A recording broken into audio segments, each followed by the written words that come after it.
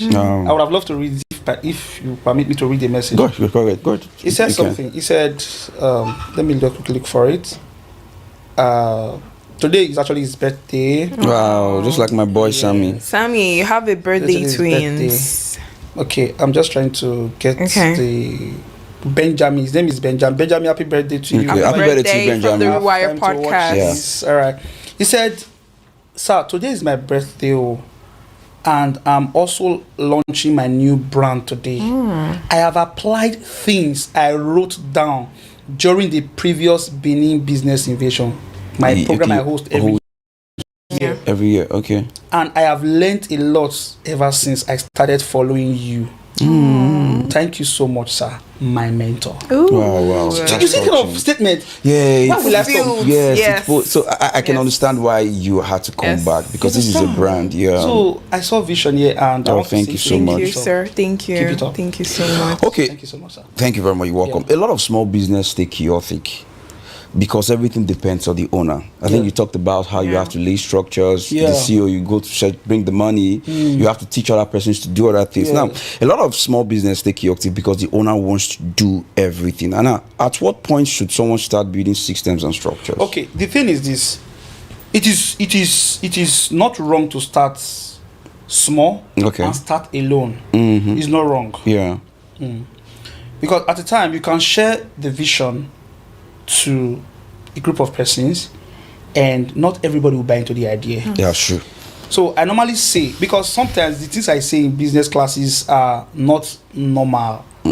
Just like additional doesn't say normal things. I think you know they're called additional. Yeah, I know him. Yeah. It doesn't say, the things that it says are contrary to what you've read in books. Yeah. But these are obvious truths. These are the truth. I said something. I said, you don't need motivation to do anything. I said it one day. I said it on Sunday.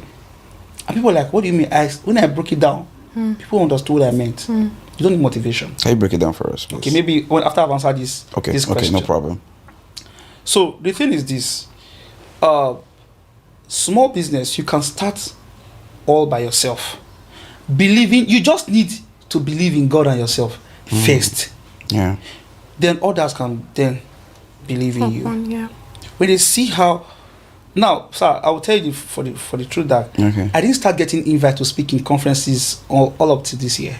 Are you serious? Yes. Wow. All my years of doing business, people were not seeing Nobody me. called you to speak. Nobody called me to speak in... But this year...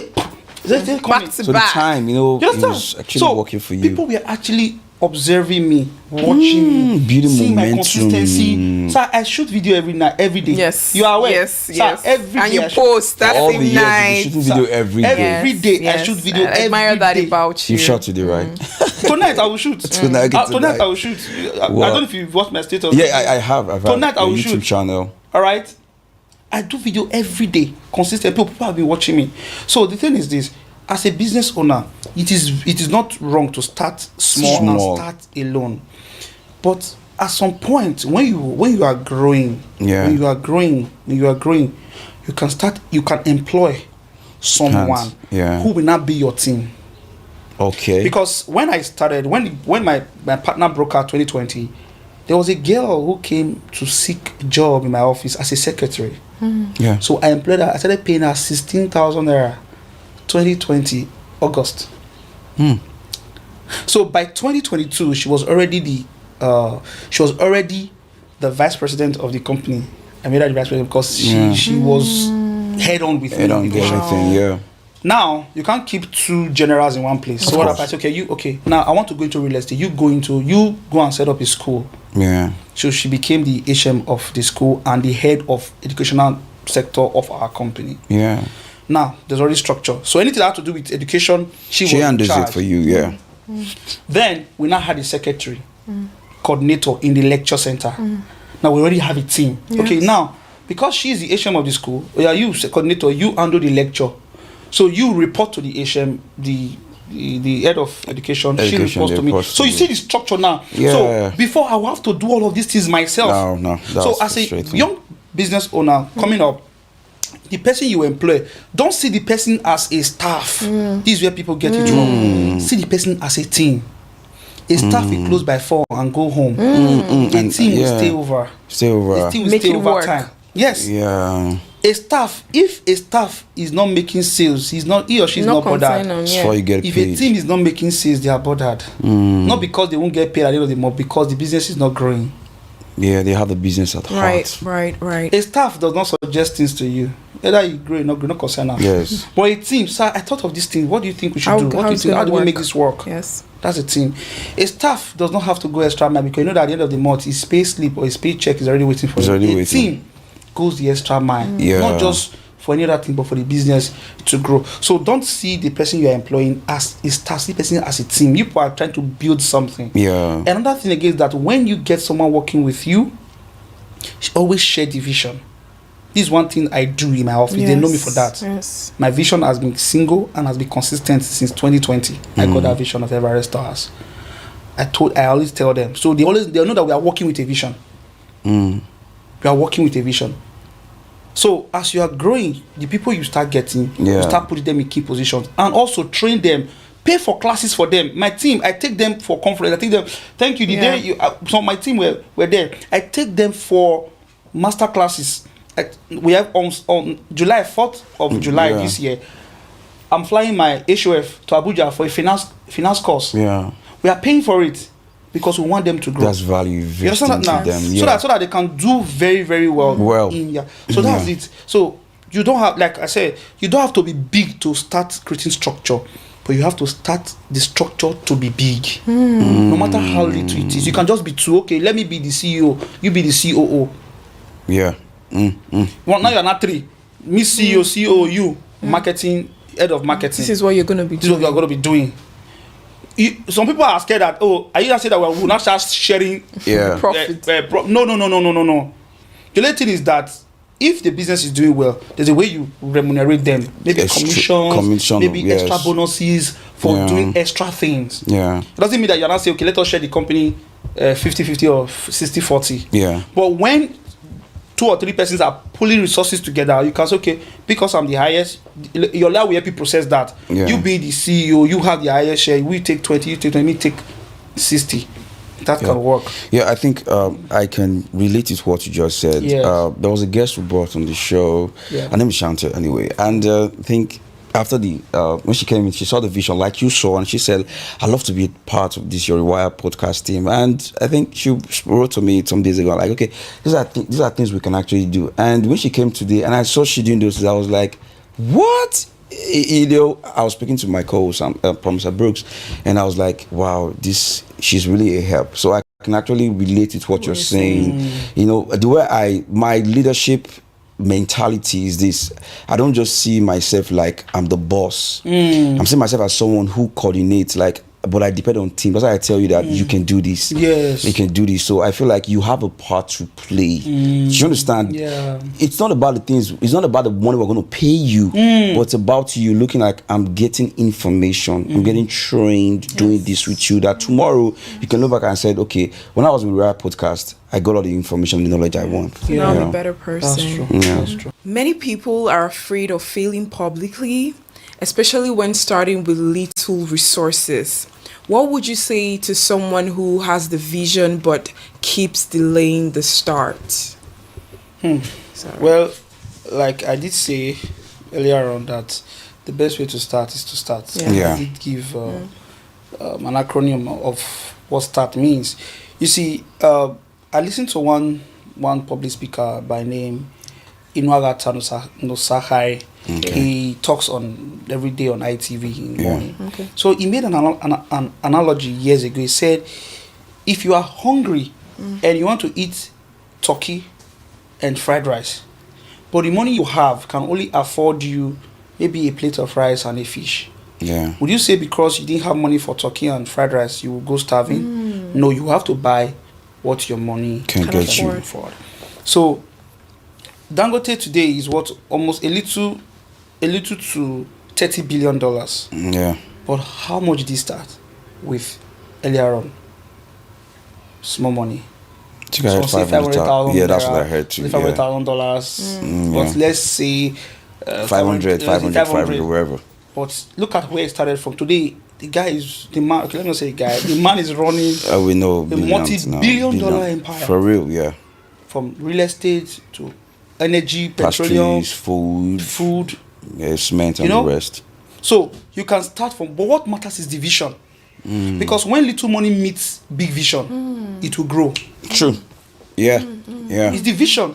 Okay, so I normally use myself as example because I think I can tell my story better than tell you other people's Someone story. else. Yeah. So today we have Everest Tours properties. Yeah. Today we have Cedar Energy. Today we have KDA. Yeah. Today we have Graceland. Today we have Esplet. These businesses I just called now, they are all my businesses. Yeah. It started from a little tutorial center that started in an uncompleted building in 2016. Mm. And we are working towards launching a microfinance bank. I told you today. Yes. Yeah. Wow. Congratulations Right. on that. Thank you very much, sir. Congrats. So you see, you can start little, but have a big vision. Start from somewhere, but have a big vision. Think big. I know you will say that, oh, but the vision I have, it needs it needs big money to start it. Yeah. Very good. If that is the case, keep that money somewhere and go and get a job. Yeah. I'm gonna ask you wow. this. I'm gonna ask you this Wow. question. If you start wherever the level that you started, and sometimes you get to a point and you like, the full vision is not coming to pass. Sometimes you can really be discouraged along the way. You are right to an extent. Okay. You see, discouragement is when you are actually putting your mind on people. Okay. I will explain, because everything I say, I I want you to.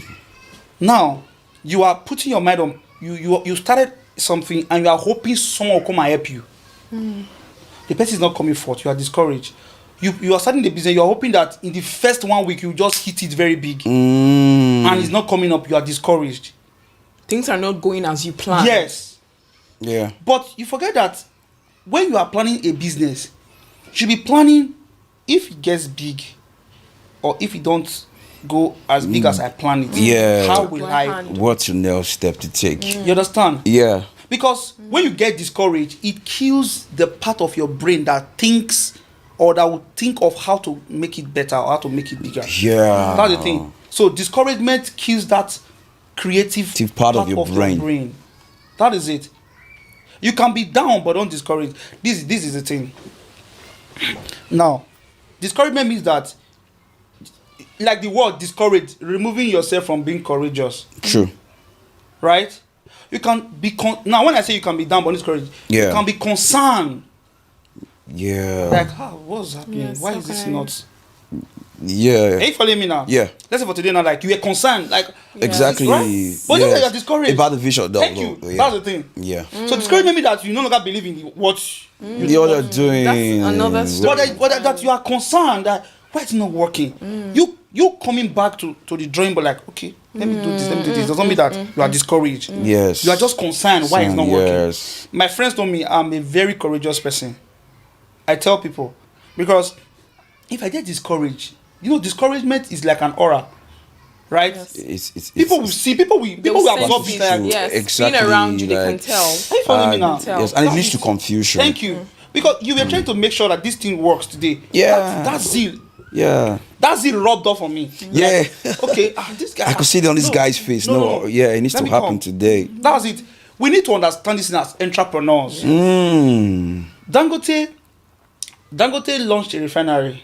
He expected that Nigeria would buy into the refinery, But but they he was didn't. facing problem from Yeah. federal government, from people. Yes. Yeah. He was not discouraged. He was concerned.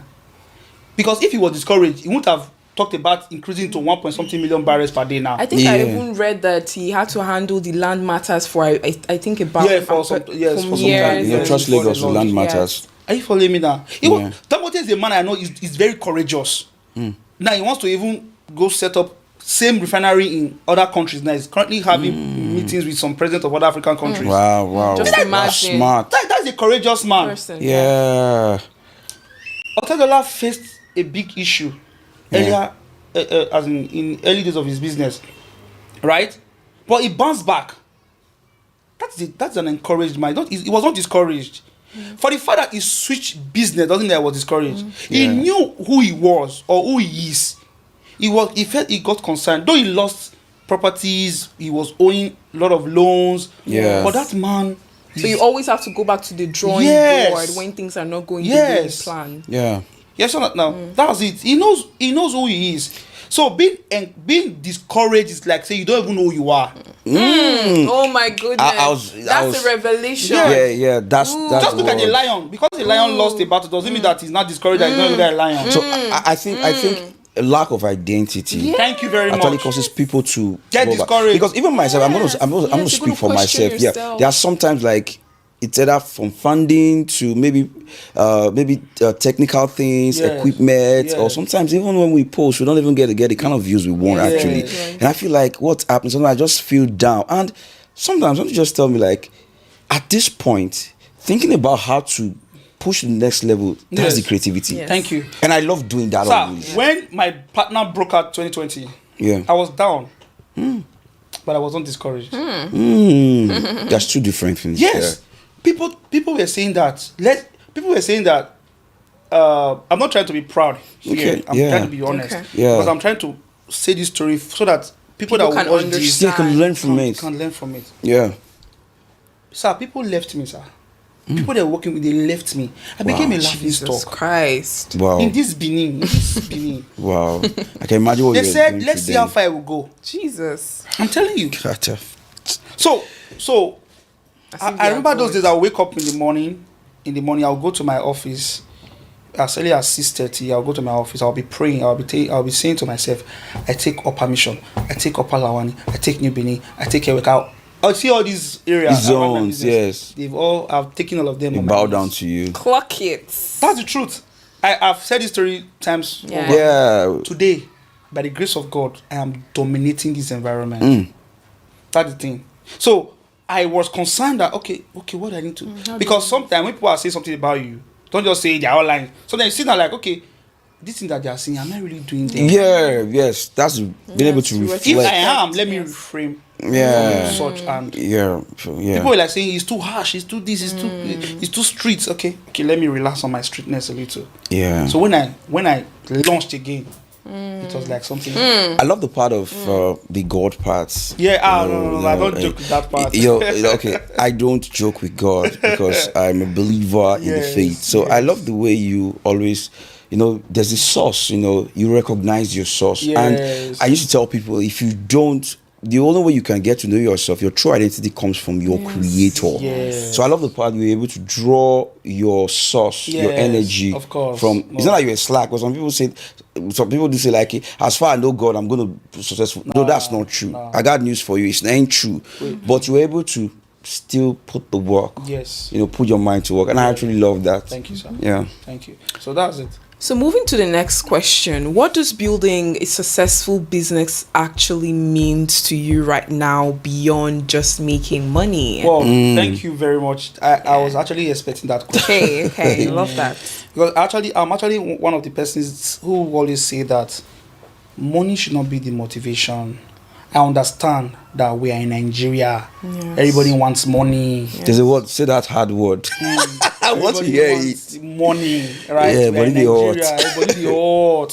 See, if making money was the main thing for me, I would have been a Yahoo boy. Because I went to HK. I go back. Yeah, I go back. Okay. Yeah, I told the story before in the podcast. I went to HK. I actually I went to HK in Ekboma.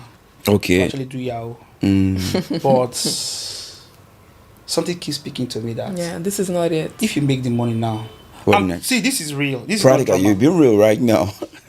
Something keeps speaking to me that if you make Yeah. the money now, you buy a house. Probably you travel to countries. Yeah. You carry prostitutes Because if it you make comes money with now, it. getting married will not be your A mind. woman, yeah, it's true. Carry women. Then what else? That's what most That is guys the fail that to is think too. that is the thing. What else? Yes. Then what else? You buy a house, you buy a car, you travel, you carry women, drink, go to club, shut down club. Yes. Then the question is like, what next? Sir, I was literally sweating on my feet. When you were thinking So the about woman I that. had caught then, I told her, because she likes to call me Yeah. on the audio call. I called her, I said, this is not really me. Yeah. She was like, what do you mean? I said, I'm not really the person you think I am. Yeah, approach to be. So I left my office. I left my secretary in the office. I came outside the office. And I said, I will call you on video call to see the real person that you're talking to. She said, okay. I called her on video because she was sitting, I can remember she was sitting with her child in their living room and she was crying. Wow. When she saw me, I cut the video call. I deleted everything that has to do with the lady. That's You work. stuff. Wow. And they were calling me, Alpha, the woman I wasn't picking. No. You know, you are going to die in poverty. Can you come? I said, no problem. I told myself, I give myself 5 years. Whatever that guy can buy, I can buy it. Yeah. And I just few years into the 5 years. Yeah. And I'm not doing bad. Yeah. So that was it. So if money was the motivation for me, You stay there, yes. I would have been doing this thing. So the thing, building a successful business for me is impact. How is your business impacting people? I'm happy now that people who could not boast of owning a land can have land through our company, through our easy buy. People who want to buy, people who never thought they could be landlords are now becoming landlords through Everest tours. In my school now, I have people that are on scholarship. Oh, that's that I'm paying full. That's impressive. You sent me the video of that girl that speaks so well. That girl, thank you. That girl, she's on scholarship. She doesn't pay a dime in my school, even to books. I take care of it. Yeah. I have people like that, right? So that my business can impact lives. Now we're talking about starting a microfinance. Now, how can we help people who are market women who are looking for money to scale their business? They can be able to save. Yes. So because the process of them getting money is becoming so difficult. How do we step in so that these people can? Because we see. Because if you go to market, you see a lot of children that are selling hawking because the parents couldn't pay their fees. Yeah, they have to step into trying. You understand? But how do we help these market women with funds to start up business or to grow their business? Yeah. So you're also a philanthropist. Yes, you understand? Yeah. I do that. Over my birthdays, I try to see that I go to orphanages to do one or two things. Yeah. Sir, I'm looking forward to a time whereby I will have over 10,000 persons who are in school because of my business. It's gonna happen. Like a foundation. It's gonna happen. Yeah. I see. Yes, And it's gonna happen. I started the Mentor So that is Network what Africa. success means to you right now. It goes beyond just Because money. that's it. I've not seen billionaires in their will. They'll say so money should be. Yes, for sure, for some people. There's a country, I don't know whether it's Canada or one country like that. The woman gave $1 billion to a university of medicine. Yeah. That every child that gets into that university should not pay a dime. She has paid for future medical doctors. Jackie Chan, you know the popular Chinese actor, willed all his wealth to the orphanage and told his son that I've made a name for myself. I have a good name. Leverage on my name and make your wealth. Even Dangote said it. I think Dangote said about 30% of his wealth should be given to the orphanage. So I'm not saying that making money is bad. Don't get me wrong. Let's put a balance to this, right? Yeah. But while you are making money, how is your money impacting lives? There was a day one of my big mommies said to me, said, "Oh sir, this money is between us. I don't want to hear that you have dashed it out to people because I love giving. Giving is a lifestyle to me. I'm not the first child, neither am I the third child. But I started giving to my mom when I was little. Yeah. So today I'm acting as the that's the lifestyle of. So let me tell you something I really admire about you. You don't just give money, but you also give your time, knowledge. And a lot of people think when it comes to giving, it's just money. Just about money. As far as giving money, I have been able to give. Giving your time, even the content creation where you just give out knowledge. You might see it as nothing, it's something, but it's impacting lives of people. Then again, to just wrap it on that successful business apart from this, seeing that your product is doing what you design it to do. For example, you create a product that you are selling. Okay, let's say pure water. You are not selling water, you are selling people to be able to have a quench taste. Yes. That's right. Wow. You are happy that people can have access to good water. So it's about satisfying needs. Yes. It's about the money. Yes. Because if you are about the money, when things are going bad, you won't want to fix it. You want to sell polluted water to people. You want to sell polluted as long as you are making your money. As long as you are making the money, whether people are eating healthy food or drinking healthy water, doesn't concern you. You're just that you are just in the profit. You're always checking profit. Profit. You're not checking how people doing. I am very happy when parents tell me, oh, my daughter came to your lecture and now the next level for them. They do well in whatever they're doing. Yeah. Oh, my child is doing well in your school. Yeah, I'll be able to build that property I bought from you. Yeah. Oh, we bought property from you and we are reselling it at a higher price. Oh, so that's just it. Yeah. So that is what building a successful business is to me, rather than just getting a lot of money. And funnily enough, that is what makes a brand. Yes. Yeah, when you talk about brands, yes, that's what makes a brand. When your business, because what your business stands for is the brand. Yes. It's the brand. What people feel about your business is the brand. What stays with people when they do business with you is your brand. Yeah. If you say Rewire Podcast, what comes to your mind? What comes to people's mind? Transforming lives. Thank you. That's the brand. From one part to another. That's the brand. Yeah, taking people from a state to another state. Okay, for new starters in businesses, new entrepreneurs or prospective entrepreneurs. Okay. How can they be able to source funds? Because funding is important. Yes. Yeah, how can they be able to source funds? Okay, as a starter in business, sourcing funds is not easy. You know, especially when. But I'm going to be very blunt, right? Okay. First of all, you are your number one fundraiser. Like you are your number one source of fund. Okay. Sometimes, for the fact that you have a business idea doesn't mean that you start immediately. Okay. Yes, you need money. And if people are not forthcoming to help you, get a job. I said it before. Get a job. Work first. Save up. Yeah. Save up. Right? If you've saved up, start from somewhere. All right? And I'd also encourage people to go and get a loan to start a business. Because you are just starting. You don't know. You have not tested the water. Yeah. You don't know how it is. This is you starting the business. This is you also having burden of getting a loan. Okay, so let me tell you a little story. Okay. Before I started my school, I was already saving. So I was saving every day. I was saving 1,000 naira every blessed day. So because I have a as in the business where I get to have a lot of money, so that I can save I can pay 100,000 for 100 days. I was saving it in one meeting. Yeah. I'm very, very honest with you. Yeah. So, in 4 months, I was able to save 3 years. You know what I mean? Yeah. That is 300 days times 3, 900 days in 4 months. Yeah.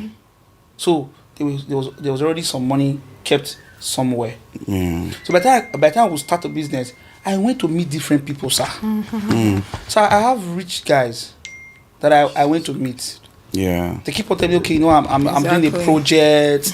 Even one had to drive from hospital with what they call it. I don't know what they call that thing. Is this syringe or what they call it? Yeah. This drip. Drip. That's drip. You have to drive from those special hospitals. I pray he watches this podcast where I'm saying this story today to know how hurtful it was for me. He drove to my office and said, see guy, I did with you for this thing you want to do, so this school one, but I did with you. So we'll drop your account. He drove to my office to make me feel that he's so serious about helping me, sir. Till today, he's still going to send me that money.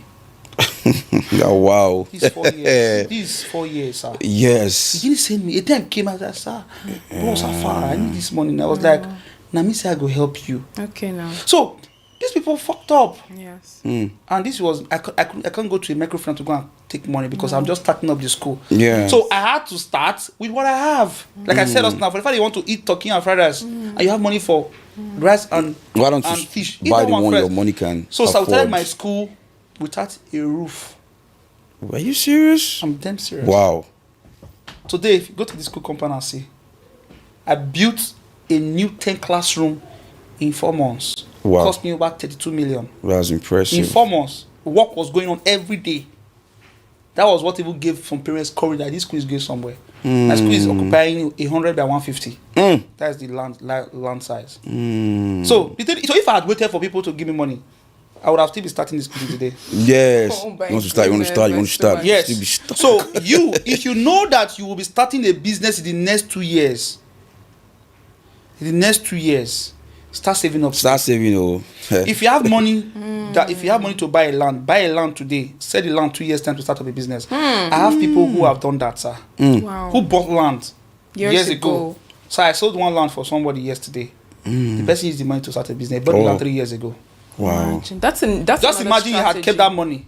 He's a pharmacist. Just imagine you had kept that money. Now, I'm even watching status now. He's already displaying some gadgets that he went to buy. That From the money. just imagine he has kept that money 3 years ago. He would have eaten it. Yeah. So put the money on investments or in real estate. Later on, you sell and make a lot of money to start up a business. Yeah. That's another way to source fund. So fun, yeah. Then you can meet your family members if they so much believe in your vision. Tell them. That one they add for Africa Yes. well. Then again, one of the ways I've used to source funds, I've raised millions of naira in the past 1 year. Short, I told you now, Yes, we paid all investors that invested in our company last year. We paid all of them today. So this was me. I wanted to buy estates, and there's some money. I needed about 30 million. Okay, I don't have the money, but there's a way I can get the money whereby you can give me the money. I'll give you 40%. 40% ROI is huge money, sir. Yes, sir. But I took the risk. I said, let's take this money. At the time, my friend, sir, I said, we can pay. Don't worry, let's take this money. So we started selling in units. Yes. Buy 1 unit, 100,000. Buy 10 units, 1 million. Started selling. Able to raise 16 million in 2 weeks. Now, we have not raised 30 million, but we have 16 million. Let's start something. So we bought our first estate. The money go from there, bought second estate. And by today, we paid all our investors. Wow. Now, want to raise 100 million now in 6 months. People that we've paid, they're already our testimony. Yes. We can use that testimony now to meet other people. To get other people too. So you can also raise money by also meeting people who can invest with you. Invest, okay, I'll give you 10%. So and so time. That people actually have follow money. They actually have money that is not doing anything. Yes. People have money that is not working. So let them put the money in your business. This is yes. I have somebody who gave me 11 million. You can put the money to Rewire. We actually open for that. If they believe in it, they can say, okay, Rewire, okay, take this money. Yeah, so 2 years going to pay you back. Yeah. If they see the business part of Rewire, they'll put the money in. If I'm going to share a story with you, you know, I have a friend in Canada. I'm not going to mention his name, but he's a very close friend of mine. One time he called me and said something. He said, I watched your podcast. Then when I started, it was like, okay, can we do something? Can we start up a reality TV show? Okay, I think he mentioned something like Nos Mirage and the rest. So I was thinking about it. I was cracking my head. I called a promise. I said, promise, how far? Let's think about something. And at the end, she said something to me that today still stuck to me. She said, bro, I believe in the Wire podcast. And I know you do. Yes. After we cracked our brain. We don't think many things. And she said, if your guy is serious, let him invest into a vision God has given to you. And have an equity. The guy didn't come back today. But Thank you. Yeah. So you see, one of the ways to distract a man with a vision is to give him that vision. That's powerful, you know. Yes. Reality TV show was not the vision at all. Yes. So it can be tempting because the money is there. Yes. The money is there, yeah. So if you are giving on that vision, you're already distracted from your vision. Wow, yeah. The way to distract somebody going to Abuja is to tell him to go to Lagos. Yes. Lagos is the destination, no. Yes. But sometimes Lagos be like Abuja. Yeah. So that's it. Yeah, because at that time I was thinking like, see, even if Rewire is going to have a reality TV show, but let us build this vision first. And that would have taken you away from Rewire. You know the story now, yes. Then the original vision will just die. So that's it. So those are ways you could raise money. Yeah. You understand? Meet people, sell the vision to them, then let them see the vision. Sometimes you're going to face a lot of no's. That's one thing I want to tell entrepreneurs. Some entrepreneurs give up too quickly. Yes. They give up too quickly. Yes. See, sir, I'm someone that if I come to meet you, I have 2 things in my mind. You either tell me no. Oh yes. Yes. Yeah. There's no middle ground. We are raising 100 million in our company. I know how many no I will get before that in the next 6 months, and I'm ready for the no's. Yes. Because I know that one person say, okay, let me give 50 million. One person can just give you 50 million after you have received like 100 no's. This song Hello, sung by, was it Beyonce? Adele. No, I think Hello, yeah, Beyonce. Yes. You know how many songs she has actually written? Yes. Or she has sung before that Hello, yes. blew up. Or is it what they call it? The lady that wrote this Harry Potter I've forgotten her Yes. name. Yes, She I got forgot her Yeah, name. she got Yes, rejected several times. severally. Yes, severally. Yes. Until the book was read by the publisher's daughter, liked it, and the father saw it, and then Yes. today they Bestseller. published it. She sold millions of copies, and it was now turned into a movie. A movie. Yes. So that's it. So you trying to raise money for people is not really easy, but just know that you're going to face a lot of Challenges. rejection. But if Difficulty. you are so true with the vision for the business, and you have a very good, on that again, people don't even know how to create a business plan. That's also something. Another issue. Are you sure we're not gonna have a part 2 for this? Yeah, we should bring him Of on course, again. on the what show. I'll do Okay. for Rewire and for people watching us today, because of Rewire, I'm Okay. going to be having a free consultation for people. Thank you, Rewire family. Thank you so much, sir. Thank People you. who want to set up a business, people who want to know how to put together a business proposal, because I've used business proposal to raise millions of naira. So I Nice. can tell you I'm an authority in this thing. Yes, yes. So if you just tell me, hello sir, mentor sirs, I watched your video on Number, Rewire podcast, and you mentioned that you're going to do free consultation. Once you just say Rewire, just know that it's free. Where can they Yes, find you? Facebook? What's Where your can they find handle? you? Social Okay, media on handles. Facebook is Mentor SARS. Okay. On Instagram is Mentor SARS. And WhatsApp, you can, I don't know if I can drop my number. Go ahead. You can do Okay, it. so on WhatsApp, you can message me on 070-171-28744. Okay. So just message me, say you saw me on the Wild Podcast. I'm here for the free consultation. Okay. Promise you, I'm going to guide you through creating the business proposal, help you to raise funds. I'll teach you the framework on how I'll be able to raise millions of naira to set up real estate businesses. Yeah. Thank you, sir. Well, thank you so much, sir. Thank you. It's Thank really you been an for your interesting part time. with you. So, if you have just one word for that young entrepreneur Yeah. starting up, they're confused, they don't know where to start, they look left, look right, there's no help. What's just one word you have for that person? The one word I have for that person is believe. I love that. Honestly. Believe. Yeah. Just believe. See, there's a way believe helps to ginger you up. Yes. Believe in that thing. Okay. Yes. Believe that it would work. People will talk you out of, people want to talk you out of it, your friends, your family members, but just believe. Just believe. My pastor today is shaking the whole world with a vision that the father almost frustrated him with. Wow. But the mother believed in him. Oh, beautiful. I pray he finds a time to watch To watch the podcast, yeah. Today he's shaking the whole world with that vision that the father never Yeah. accepted. That's it.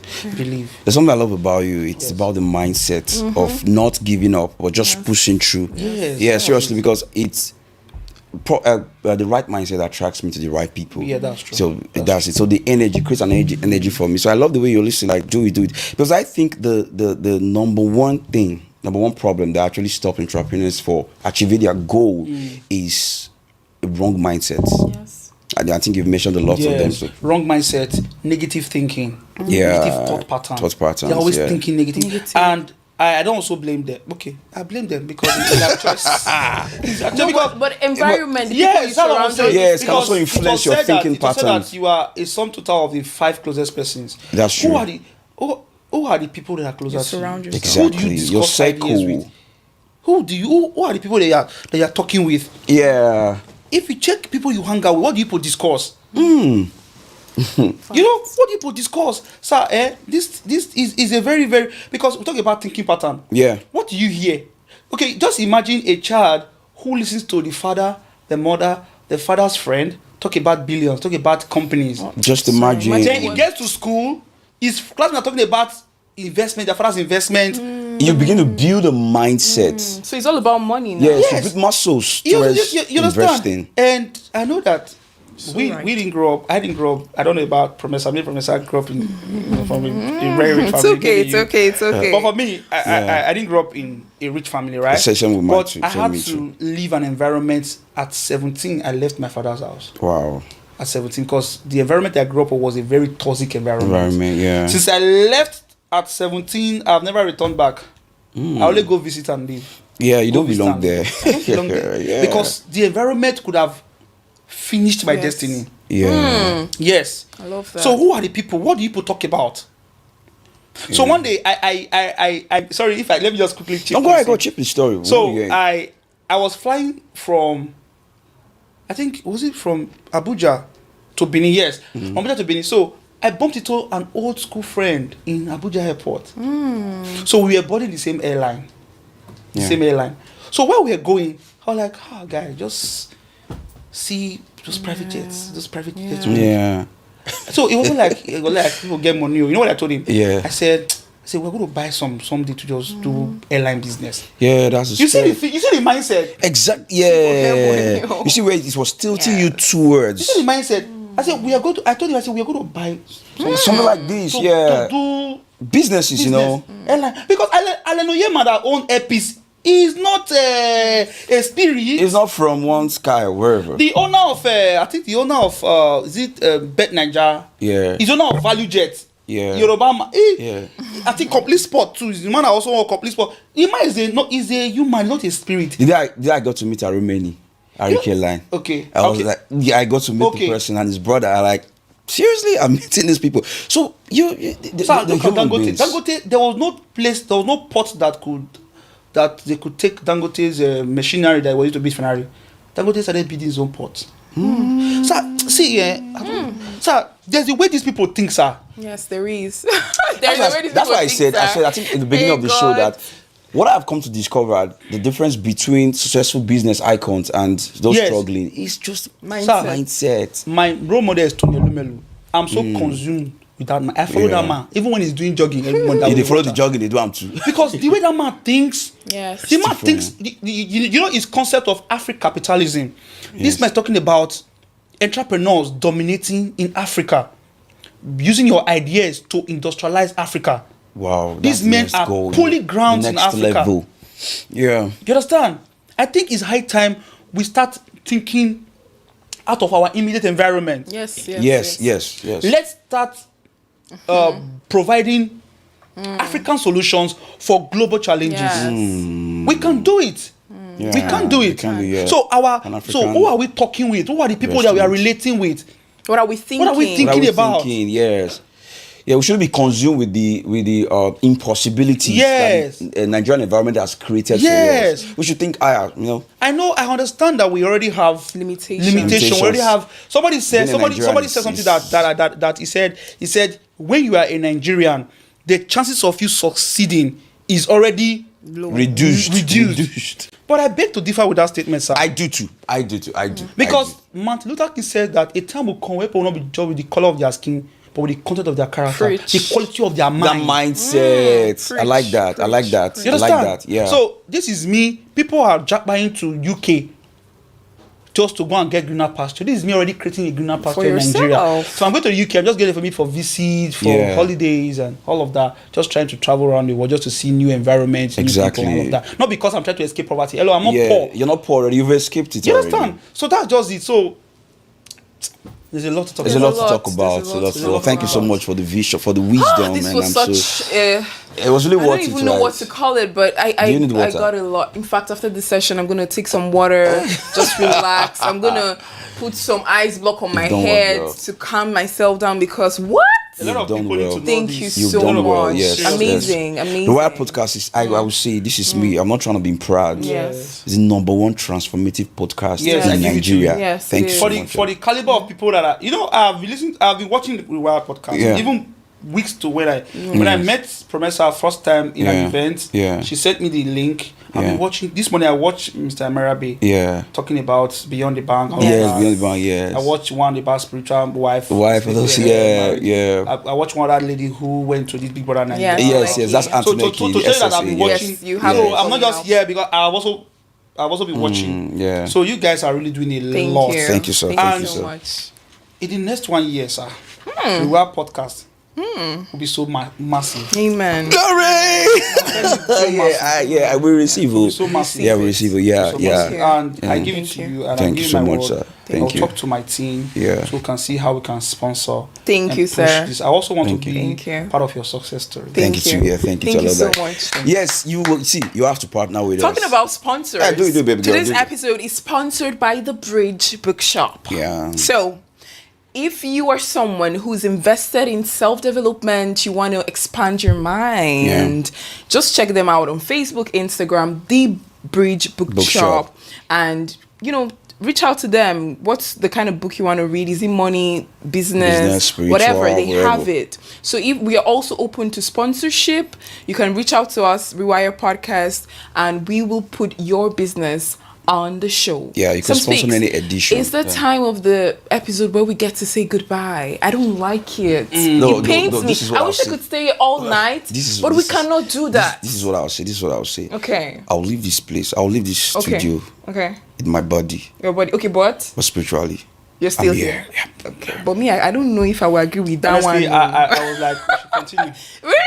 I was like, come on. Yeah, I would say thank you so much. We're gonna have a part 2. Yeah, we're gonna have a part 2. Yes, and thank you for staying with us through all the struggles we had today, despite the struggle, technical issues. And I was looking at your face while I was there, working with the audio guy, and you always asking, "Is it working? Is it working?" Then something clicked on me. It will work. It will work. It will work. And when Promiser chatted you back and you say you're coming back, I like when you came in, I had to hug you. And you guys didn't even give up. That's to say, if you stay long enough on the vision, it will work. Yeah. When Promiser came to me, when she came to me, I was like, "What next? What next?" Yes. I had to say, we have to reschedule, but I didn't want to say that. When she but came in, I have to talk to her, I have to give her something, I have to reply. But I was telling my guy, and thank you, Gabis. Thank you, Gabis, for you. You have to make the call for, thank you very much. Thank you.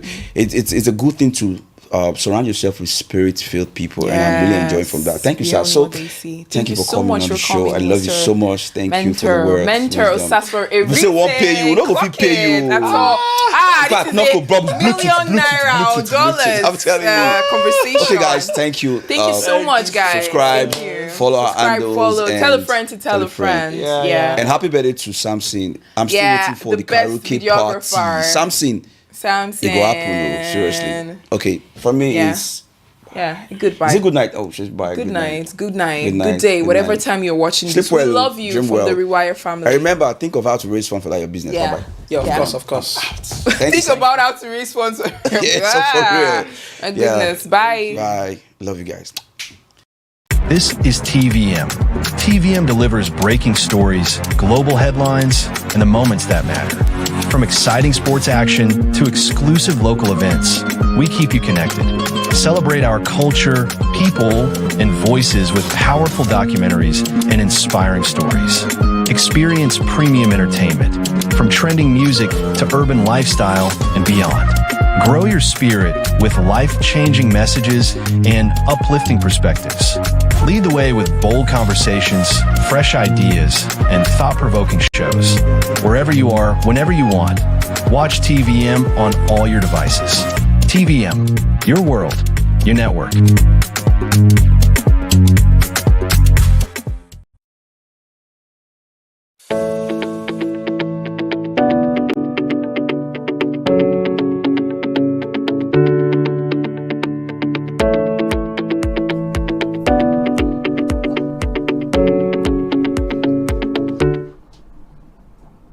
Hello there, welcome to another edition of Morning Market, a program where we analyze what the money does in the market and how the market trends, what is happening in the market affects not only the marketers, but also traders and households. Once again, welcome to today's edition. And today we're looking at food. Yes, we'll be looking at food imports against local farmers and what they produce and who is winning. So yeah, today's topic, food imports versus local farmers, who is winning. And before I proceed, I want to ask a simple question. Does Nigeria depend on food importation? Do Nigerians eat more of imported food than locally produced foods? We'll find out as the program progresses. Now, one thing we should understand is that Nigeria is blessed with a large array of land, labor in terms of human capacity to, put in the work in this land or on this land as it relates to agriculture, and of course, a long agricultural history that Nigeria is blessed with. Yet, the country spends billions of naira importing food every year. Why so? So today we'll be doing a lot of analysis on this particular one, and we'll be asking a vital question, like I said: why is Nigeria feeding itself with foreign food? All right, let's start with because today we'll be, giving the analysis at the same time giving you graphics to understand where we are coming from. So let's start off with our first graphic so that you understand. Annually, it is put the estimates what we spend when it comes to food import bill is approximately between 10 to 12 billion dollars. That's a food import bill annually. But the thing that surprises most of us when it comes to that question that we asked earlier on, that do Nigerians depend a lot on foreign food as against local food? Look at wheat, for instance. Heavy reliance on wheat. We import 95% of the wheat we use from abroad. We bring those wheat from abroad, from outside Nigeria. So invariably, it means that about 5% of wheat is what we have in this country that we can put into use. Okay, what about fish? Because before I came on the show, one of my producers was saying, but how? Come on, we have rivers, in Nigeria where at least we could harvest fish. Well, from the south side of Nigeria, especially the Niger Delta, where we ought to have our fish, is been polluted as a result of oil exploration and exploitation. So from what we are seeing right now on the screen, over 50% of the fish we eat are imported. So local demand outpaces production in this particular sphere. And like we always say, when it comes to economic matters, inflation will never go away. We're not talking about, real-time inflation. We're looking at food inflation on this one. And, more than 30% of food inflation affects, households because of rising prices of goods and, of course, on commodities. So we can now say that high imports, when it comes to food now, high imports plus weak local supply will result in rising food costs. Definitely, because when you look at it, somehow we have seen over the years that most of the goods that is imported into the country when it comes to food, or not only food, even non-food items, they are expensive. When you put them vis-a-vis the local produced ones. Let's take an example of rice. We have the locally produced rice and, of course, the foreign produced rice. Because of how smooth and how clean and how good probably the imported rice seem to look, and feel, you say they're kind of expensive compared to the locally produced rice. But then again, the locally produced rice, most of them, you get to see debris in them, stones, chaffs, and what have you. Though some are trying these days, but you can't rule out some of this dirt in the locally produced rice. And so most Nigerians opt for the imported rice. All right, let's go away from that one. Let's look at Nigeria food import dependence. This is where you get the drift of what we are talking about. Nigeria food import dependence. Now look at the bar graph in front of us right now. You look at the two colors. We have a red color, and of course we have kind of green color right here.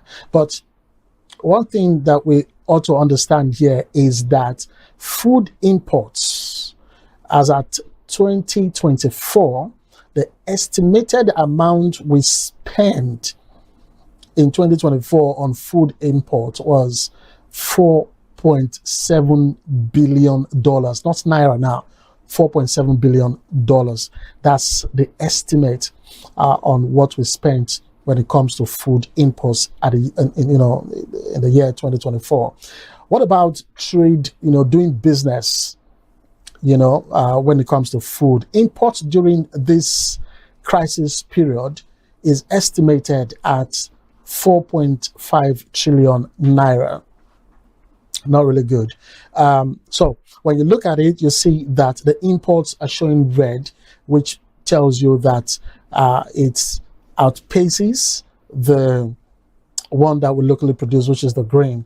It tells you that it outnumbers, it outweighs what we produce here. So from this graph, from this slide you're watching on your screen, you could tell invariably that we consume more of imported food than the locally produced ones. But don't take my word for it. We'll go deep into all of that pretty soon. So here we will conclude by saying that imports remain critical, no doubt about that, to Nigeria's food supply. Imports remain critical. Like I said earlier on, I just gave an instance of rice. What about the wheat that I talked about?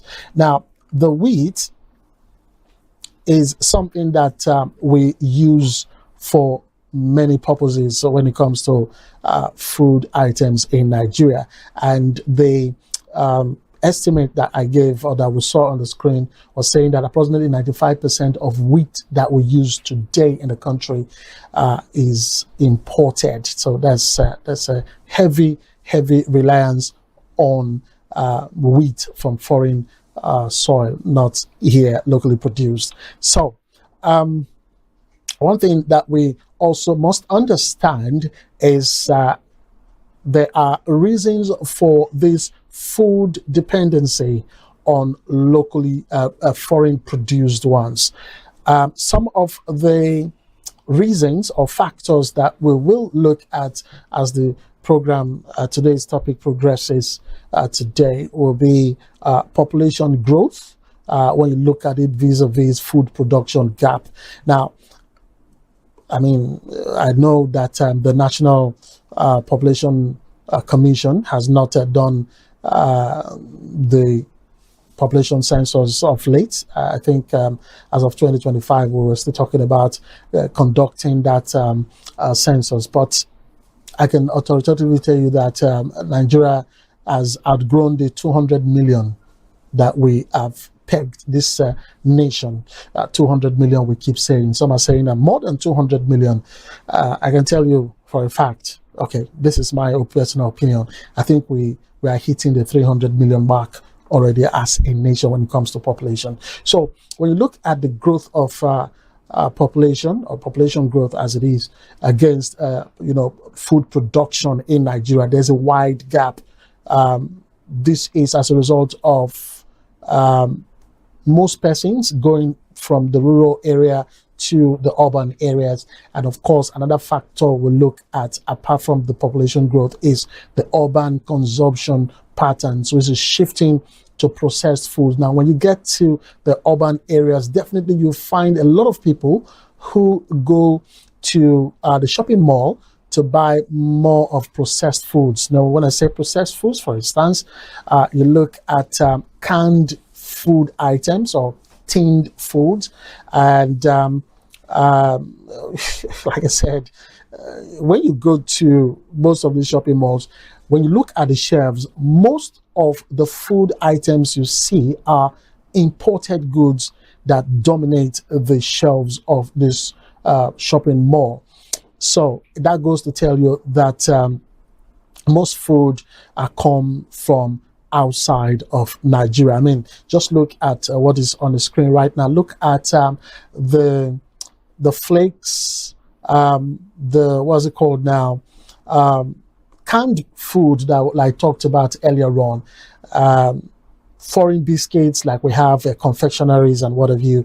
You see that they dominate the. I mean, let's call a spade a spade. When you consume a locally made biscuit in Nigeria and that of a foreign made produced ones, you definitely want to go for the foreign, produced biscuits, for instance, those confectionaries. So that's what we are talking about. And then you look at Nigerian farms against imported packaged foods. Now, when you look at I know recently, I mean, when you still go to these shopping malls, you still see some locally produced food items on our shopping malls, but you see the packaging.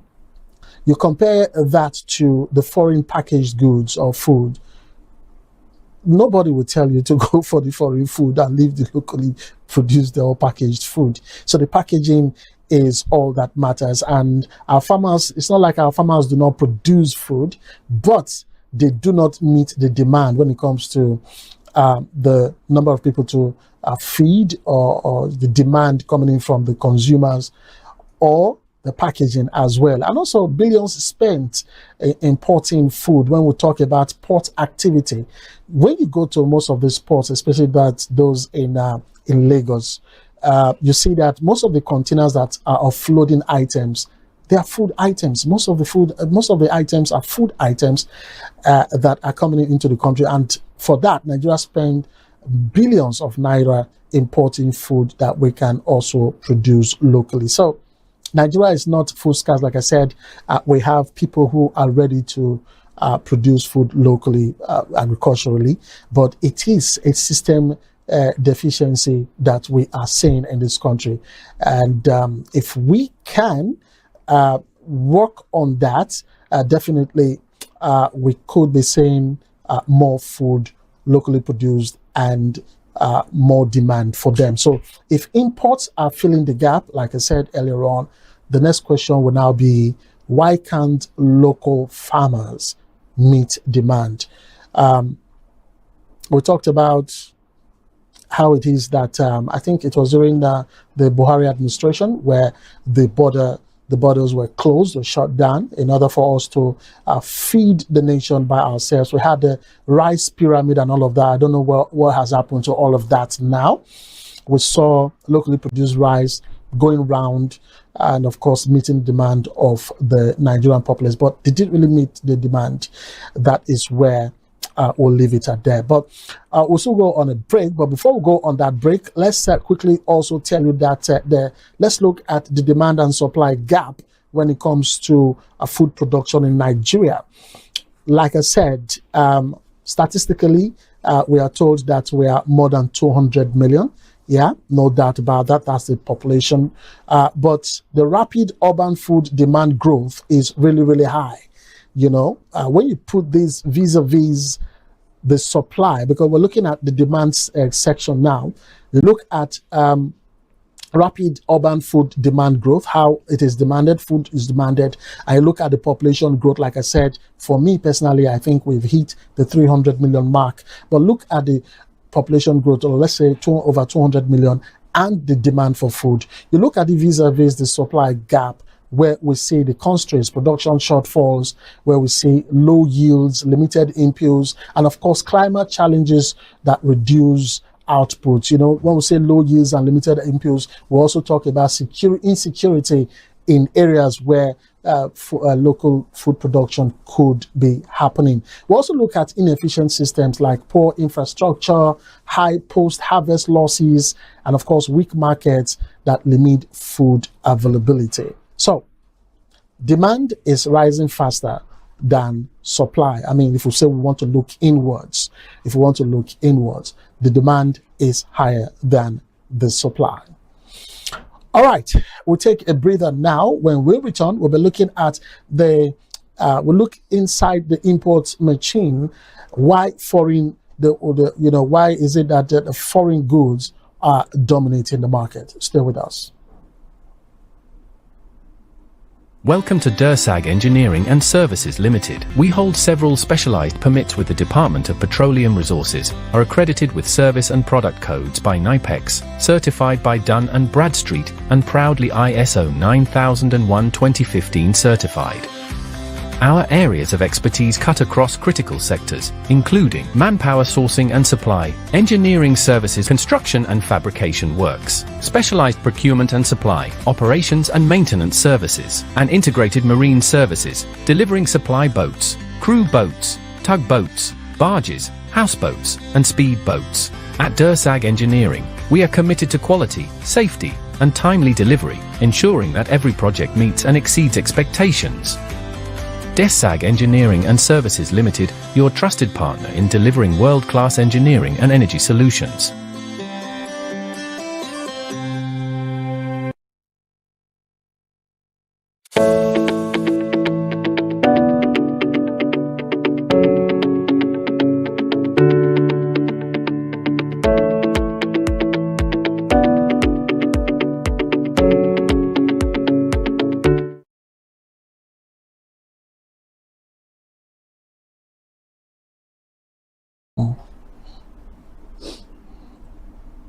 All right, welcome back from that pause. And of course, if you just joined us, this is Morning Market on TVM.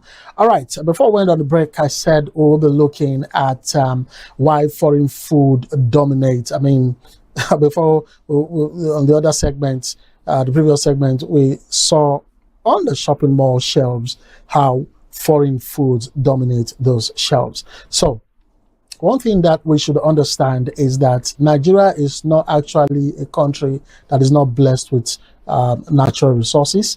One of them, agriculture as it is. We are blessed with, land that are not only arable, land that are very, very good for agriculture. So when we talk about food imports, it's not accidental. It's a structural thing. It's something that ought not to be. But like I said, the system is an issue. But let's look at some of the core reasons or factors why this issue of foreign food for food imports dominating the system right now. First of all, we'll look at demand outrunning supply. We touched on it in the first segment. Demand outrunning or outpacing supply. Now, when you have in economics generally, where the demand is higher than the supply, then there is deficiency, there is lack, there is insufficiency of that particular thing that is being demanded. Now, in this particular sphere, we are looking at food. The locally produced foods are not enough for the populace, so to speak. So, the demand for food, for instance, we talked about the issue of fish, because I know when we showed that slide that Nigeria imports 50% of the food that fish that we eat today. I know some persons will be like, but there's fish everywhere now. Well, there are some fish that we eat that are not from Nigeria.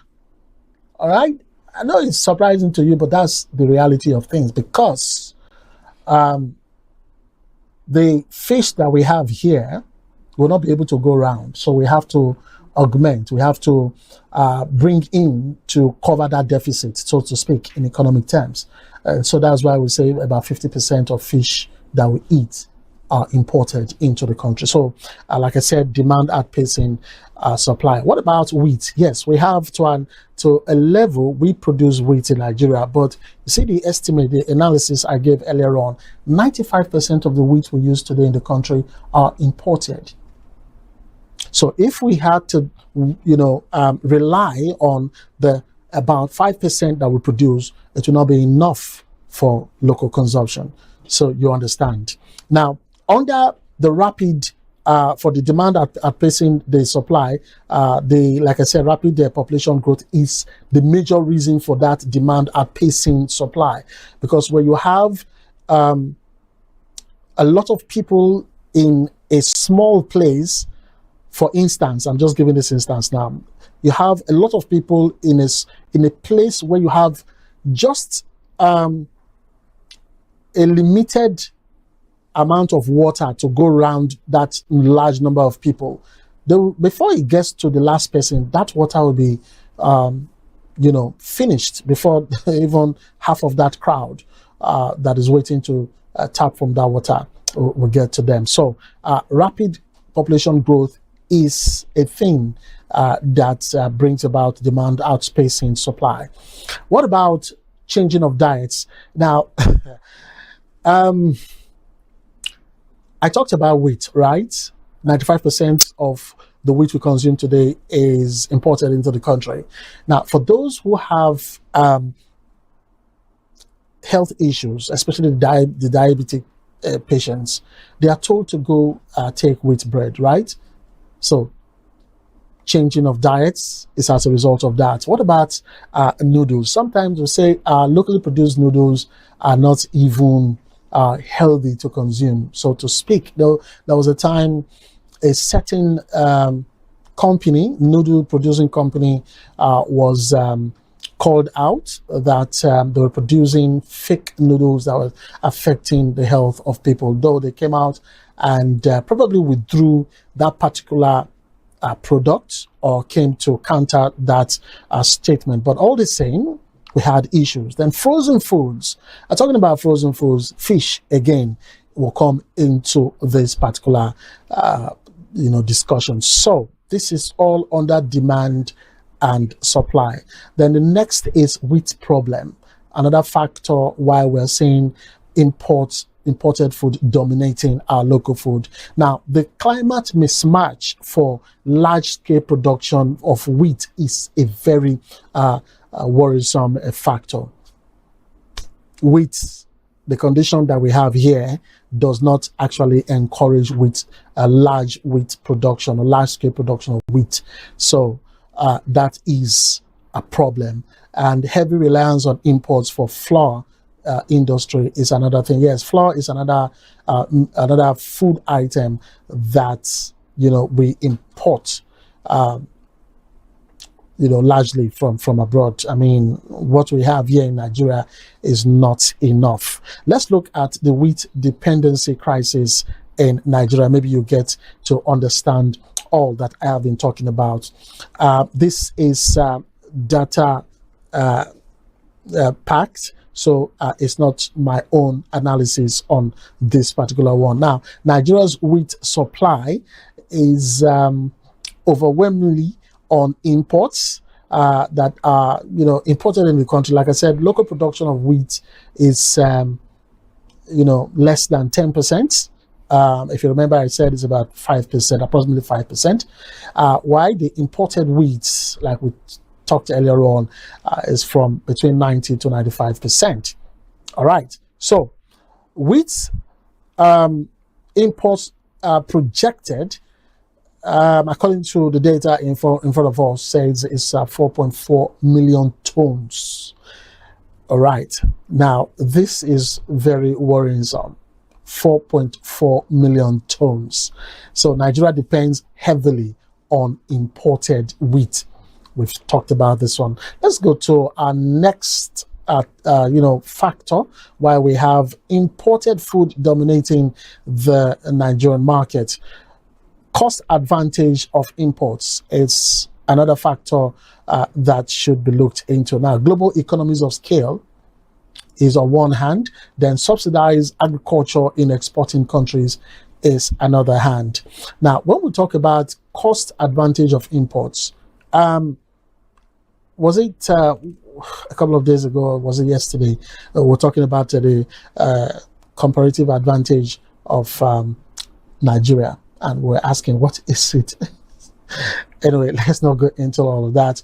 But global economies of scale has made it very difficult for us to have more of locally produced food that will compete with the imported food, so to speak. Now, because of the way agricultural produce are subsidized, it invariably means that anyway, this is just trying to help the locally produced ones for exportation purposes. So even the few that we have, that we are producing, that is supposed to feed the nation, we are even exporting them. All right. So this is what this is all about. Let's look at the food import drivers of the economy, where we'll talk about, we've already talked about some of them. Population growth. Yeah. This is one of the driving factors, population growth, where we have a rising population increases demand for food, like I said earlier on. there's no way that you have, for instance, let's take an instance of the Warri metropolis. Let's assume that as at 2024, the population in this city was about 4 million people. As at 2025, it rose, I'm just assuming now, that it rose to from 4 million to about 6 million. Now, the demand for some certain things in the city will increase. Those who are producing those certain things will fall short of supply. All right. So this is, I just brought that angle so that you understand this population growth. So when there's a rising population, this brings about increase in demand for food. So these are some of the drivers or the factors that are fueling Nigeria's reliance on food imports. Where the population growth increases, the locally produced food do not meet the demand of that population. What about FX dependency? Now, the FX dependency is all about the foreign exchange. Now, Nigeria relies so much on foreign exchange to pay for imports. So when we import food, we tend to pay pay for these imported foods via the foreign exchange. And the foreign exchange, when your currency is put vis-a-vis with the exchange currency, in this particular sense, the dollar, you look at how it is. I mean, when you bring in your food, for instance, I'm trying to make this as simple as I can. When you bring in your food into the country, you want to ensure that it would not be something that will put a lot of hole in the pocket. Now, even if it does put a lot of hole in our pockets, Nigerians, from what we have seen over the years, tend to rely or depend wholly or so much on these foreign goods or foreign foods than even our locally produced food. I gave an instance of rice. I gave an instance of wheat. Your rice, for instance, locally produced ones, most of them, we have stones and chaffs. You have to do a lot of picking, selecting, the chaffs from the rice itself before you could eat. I've been to some places, not a restaurant. I've been to homes where I was served rice and I chewed stone. It wasn't funny. All right. But for the foreign or the imported rice, you can just chew and you can even swallow, and that you're rest assured that there's nothing you should be afraid of. All right. Another driver that we'll look at is cheap global supply. Now, when it comes to some food items, it is expected that the supply of those goods is cheap. Now, surplus global supply keeps prices low. Yes, so when you have a lot of supply coming in, you want to look at it for those who do international business or international trade.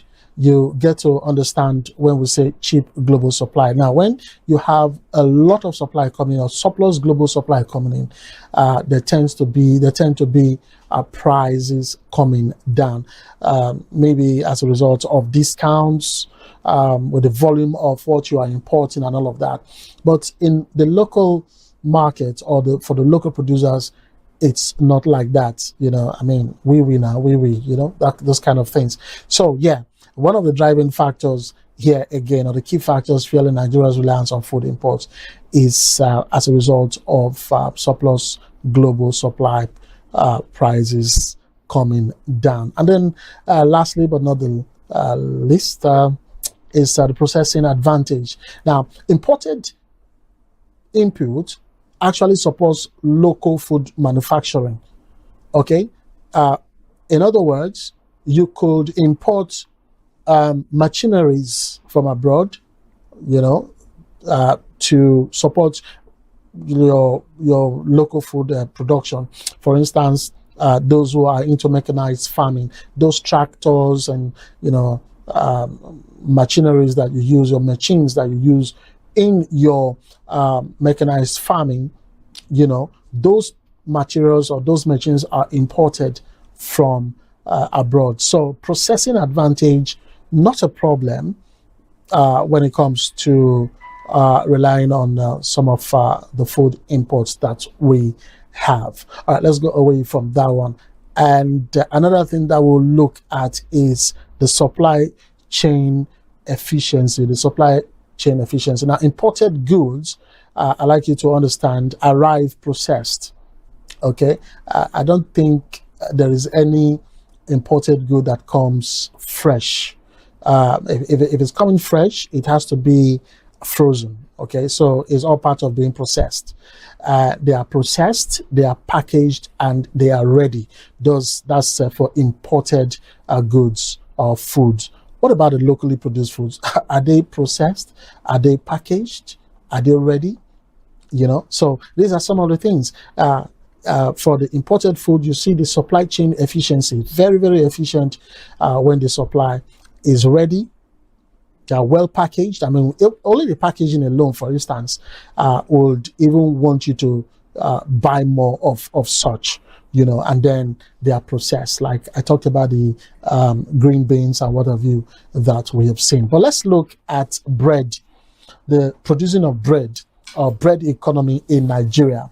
You know, this will give you another understanding or picture of what we are talking about.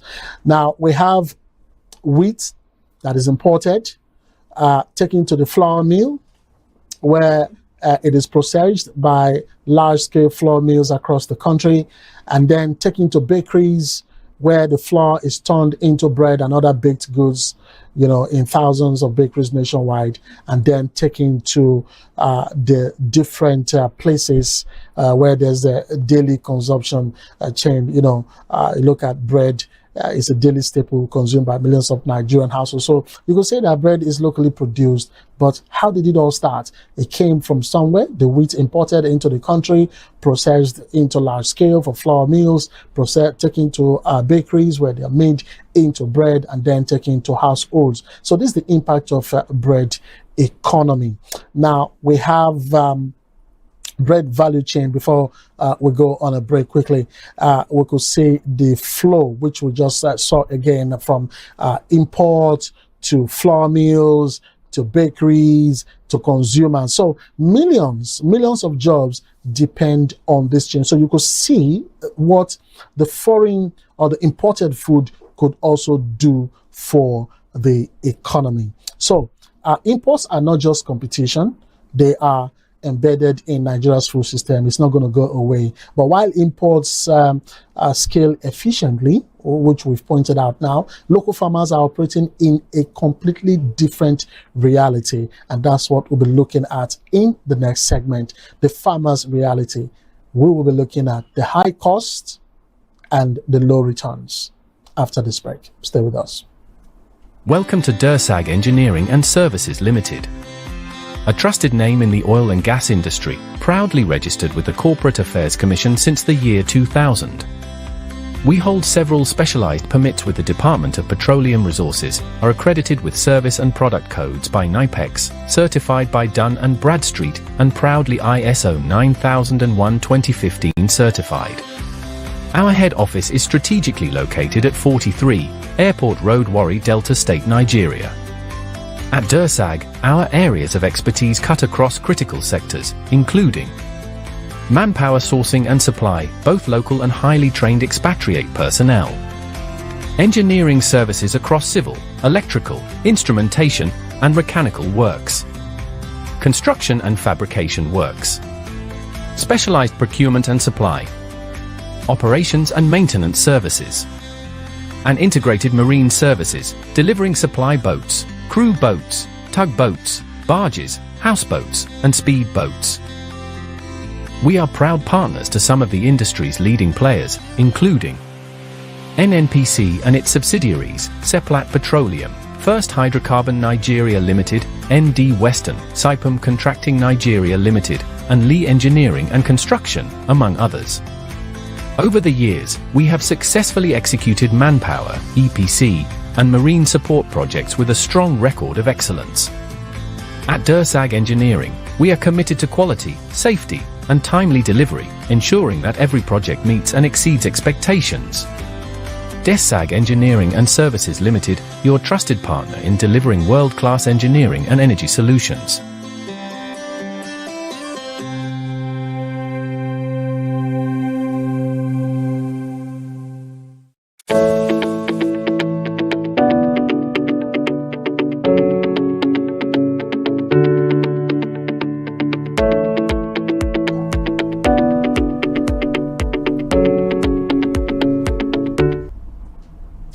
All right, thank you for being with us, and of course staying with us.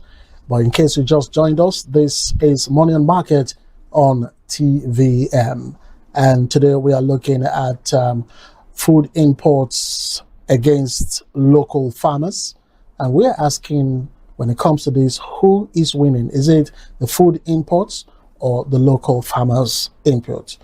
All right, before we went on the break, we said we'll be looking at the farmers' reality. And yes, we subheaded it to high cost and low returns. Probably we'll say why the farmers are not meeting the demand of the consumers. For millions of Nigerians, by the way, when it comes to farming, the issue is not demand. It is about survival. Now, remember I said something about not meeting the demand of the growth of the population, probably because the farmers or the locally produced food items would not meet the demand of these people. But the farmers are saying, no, it's not about demand. We can demand. I mean, we can supply rather, but it's not about supplying. It's not about demand from the people. It's about surviving. Okay, so let's take a deep dive into all of this. We'll look at the reasons they are saying this. Number one, which is very, very important and is key in what is happening in Nigeria today, insecurity. Now, the farming regions in Nigeria are disrupted, and of course, this will lead to reduced output. Is that a good reason? Yes.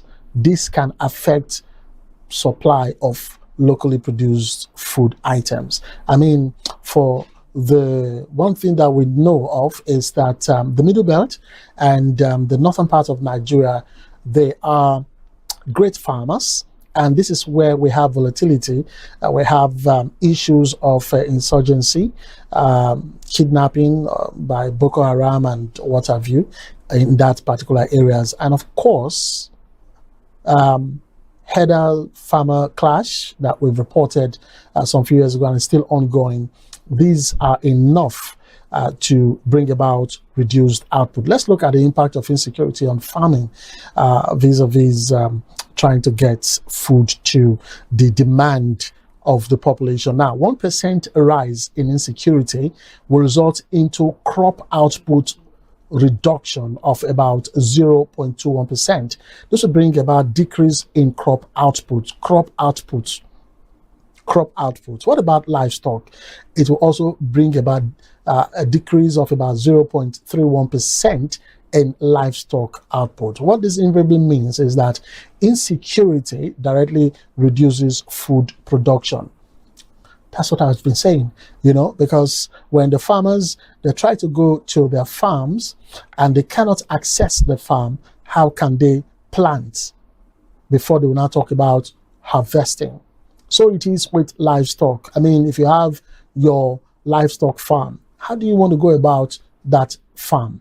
And how do you want to produce to meet the demand of the population? Let's go away from this particular one. What about high input costs? You won't go away from this issue of costs, because when it comes to farming, you look at fertilizers, you look at seeds, you look at machines and what you use in driving the machines, like your fuel, which is in this aspect diesel. So mechanization is still limited. So it is still the normal local or traditional way of farming, where you see the farmer goes to the farm with axe, hoe, cutlass, shovel, you know, and those kind of limited apparatus or tools that you could use for farming. So mechanization is still far from these people, because when it comes to the tractors or those machines that you want to use for mechanized farming, diesel. How much is diesel? How much is a liter of diesel now? About 2,000 plus or thereabouts. Okay, so insecurity and then the high input costs that the farmers will have to incur. Talking about seeds, they have to buy good seeds, okay? And of course, they have to go for fertilizers, and these are expensive. Even when they say the government is giving them grants or giving them loans for all of these, we're not still seeing them. Even if they come through, what about insecurity? Then the third reason why farmers are saying that, you know what, it's all about survival, it's not about demand, is the post-harvest losses. Now, up to 30 to 40% of produce are lost. Okay, about 30 to 40% of produce are lost, and that's in millions of tons of food production or food produce. Okay, now when you look at the economic aspect of it, you are looking at about from 3.5 to about 5 trillion naira of goods, of food items, you know, being thrown out like that. So another thing you have to look at as a result of food lost, money lost, and future at risk is the poor storage and logistics. Poor storage and logistics. When we have post-harvest losses as a result of, you know, because we're looking at the post-harvest losses now, this is as a result of where you begin to see your food items getting spoiled. Probably for you to move these items, you know, to where they are being demanded, insecurity issues come up, and then before you know it, they keep losing this. So that's why I say poor storage and logistics. You have for the local farmers here in Nigeria, you know, when we talked about the imported food, remember we said they are processed, they are well packaged, and they are ready. But for these ones, there's poor storage for them to store these produce, and this will lead to a loss of because these items will spoil, like you're seeing on the screen. You know, tomatoes, pepper, your corn, you know, these are local produce, yam as well. They get spoiled as a result of low, probably poor storage facilities that they have. And now for them to even convey these items to where they are needed, it's logistics. And we talked about, you know, transport issue in relation to fuel. Fuel is expensive in Nigeria. So, you know, you could see that food loss, like I said, is between 30 to 40 million tons, which in economic terms, you are saying that it's put out between 3.5 to about 5 trillion naira. So where food loss happens, what now happens? Where we now have food loss, when it happens, what now? We'll now be saying, what does it translate into? Let's look at the supply chain breakdown. Like I said earlier on, from the harvest stage, where we have loss of about 10 to 20% because of poor harvesting methods, delays, and feed exposure, which cause spoilage and damage. We go to storage, which I talked about earlier on, inadequate storage facilities, poor ventilation, and of course, as a result of that, you see pests coming to feed on these food produce, and that lead to heavy losses of about 20 to 30%. And then I'll talk about logistics, which is transport in this sense, poor road conditions, long delays as a result of probably the insecurity issue, and improper handling of these food produce can cause bruising and spoilage, like you see on the diagram there. We've seen this happen countless times, where conveying this food produce from one location to the other, you can see how some of the, because you want to save cost, you use poor logistics measures, and that's what you're seeing on the screen. And then what about the processing? Outdated equipment, like I was trying to say about the transport in there. Poor quality control and wasteful practices increase losses. Now, all of these losses occur at every stage of the value chain, from the harvest stage to the storage to logistics and then to processing. all of this, at every stage, we incur losses, and Nigeria loses massive food after harvest. So, like I said earlier on, it's not about the demand, like what the farmer said. It's not about the demand, it's about surviving. So more food lost than we import. Okay, that's the locally food now. More local food lost than the food we import. Billions of naira lost every year as a result of these poor conditions of harvesting. And millions face hunger while food goes to waste as a result of this. Remember, we have locally produced tomato paste and foreign produced tomato paste. Now, most of the well-to-dos, from the middle class to the upper class, if we have middle class, like I used to say, they depend wholly on these imported items. Because, when you look at those pictures, those slides you saw now, who you want to depend on, you want to feed on those produce that you saw, especially the tomatoes. You will not want to do that. These are infested already with different kind of pests. And then we look at market inefficiency. There's always the issue of middlemen that capture value in our locally produced items, and that's where we're having a lot of problems. Unlike the imported food, straight from abroad or wherever it's coming from outside the country, it gets into Nigeria, and of course, you know how to go about going to the mall, get your whatever you want, and then you consume. But in our local sphere, we always have middlemen coming in between, to capture value. And then farmers earn less as a result of this, while consumers pay more. So you see that the middlemen are the ones that are even making a whole lot of money in this particular aspect. So there's the market inefficiency.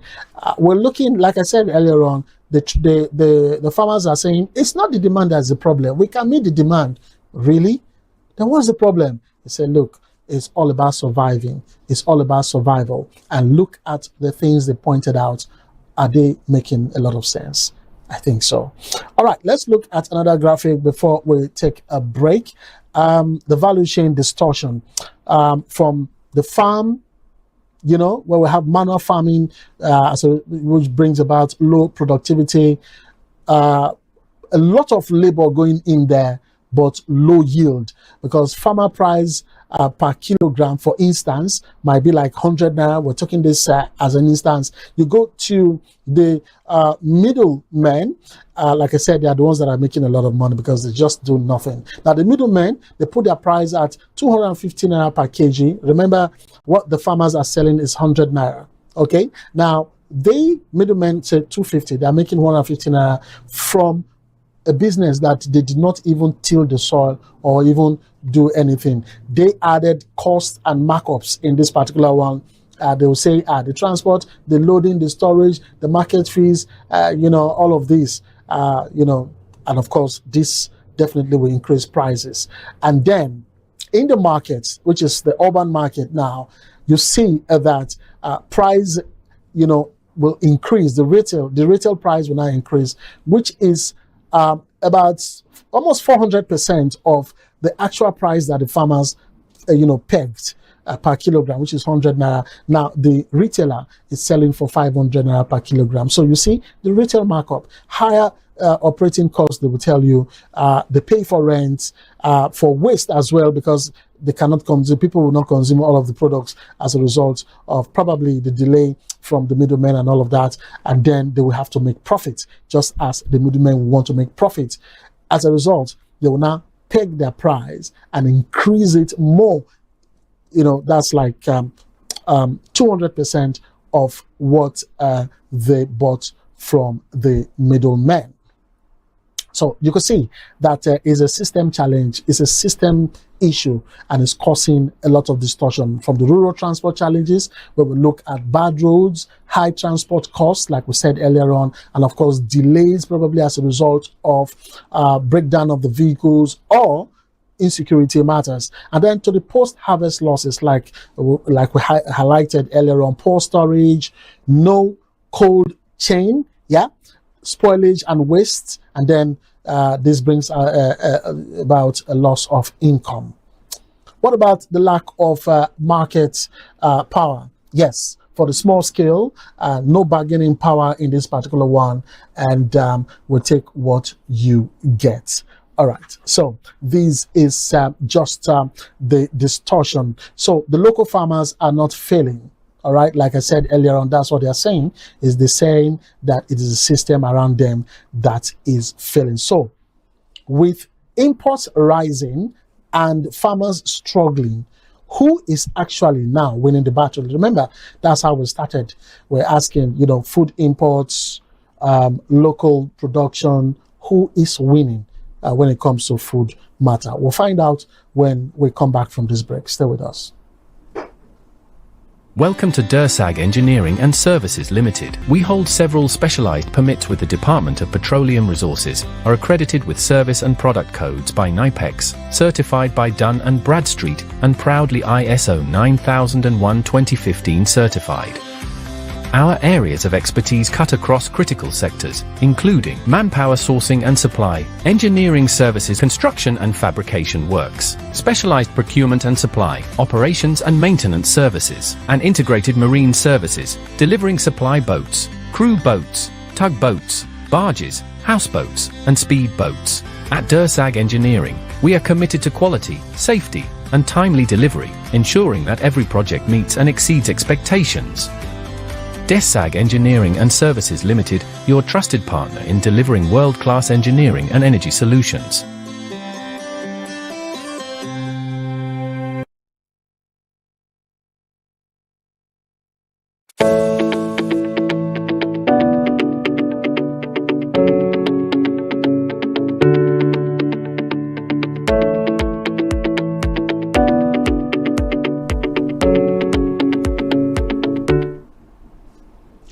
All right, I'm so loving what we are doing right here, trying to enlighten and educate you on this program, Money and Market.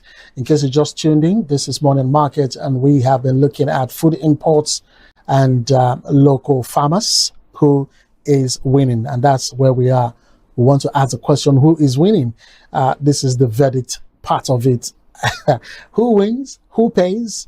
And what next? Let's look at the winner matrix for you to understand where we are coming from. Let's look at the group and of course outcome from each group. We're looking at the importers, the farmers, the consumers, and then the government angle. Yes, the government angle. We'll look at who is winning and who is not. Now, from the importers, the outcome is short-term gain. All right. For the farmers, like they said, they are struggling. And for the consumers, they are the ones that pay more because even if it's the locally produced food, they pay more. You see how we,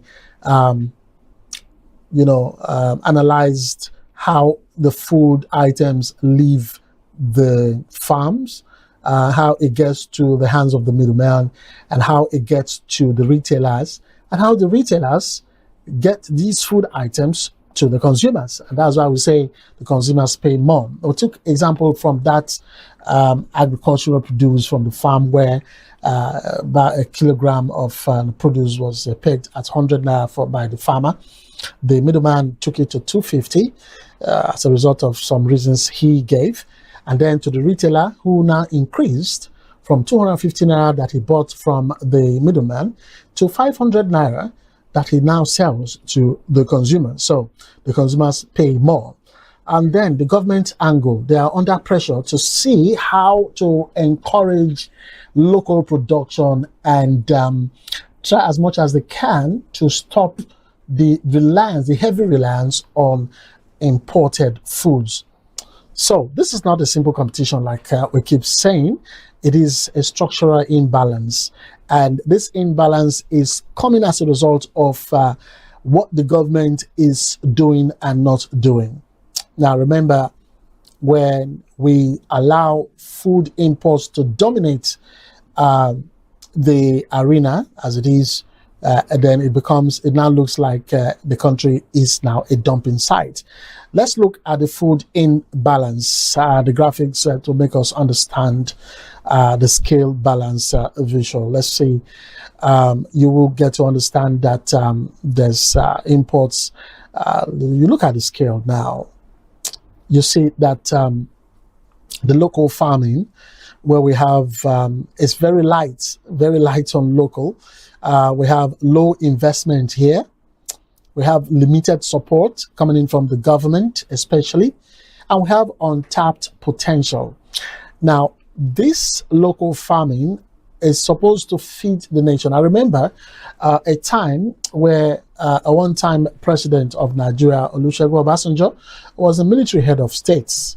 I think between 1976 to 1979 or thereabout, where he came about with the Operation Feed the Nation slogan, how it is that he introduced agriculture to the nation.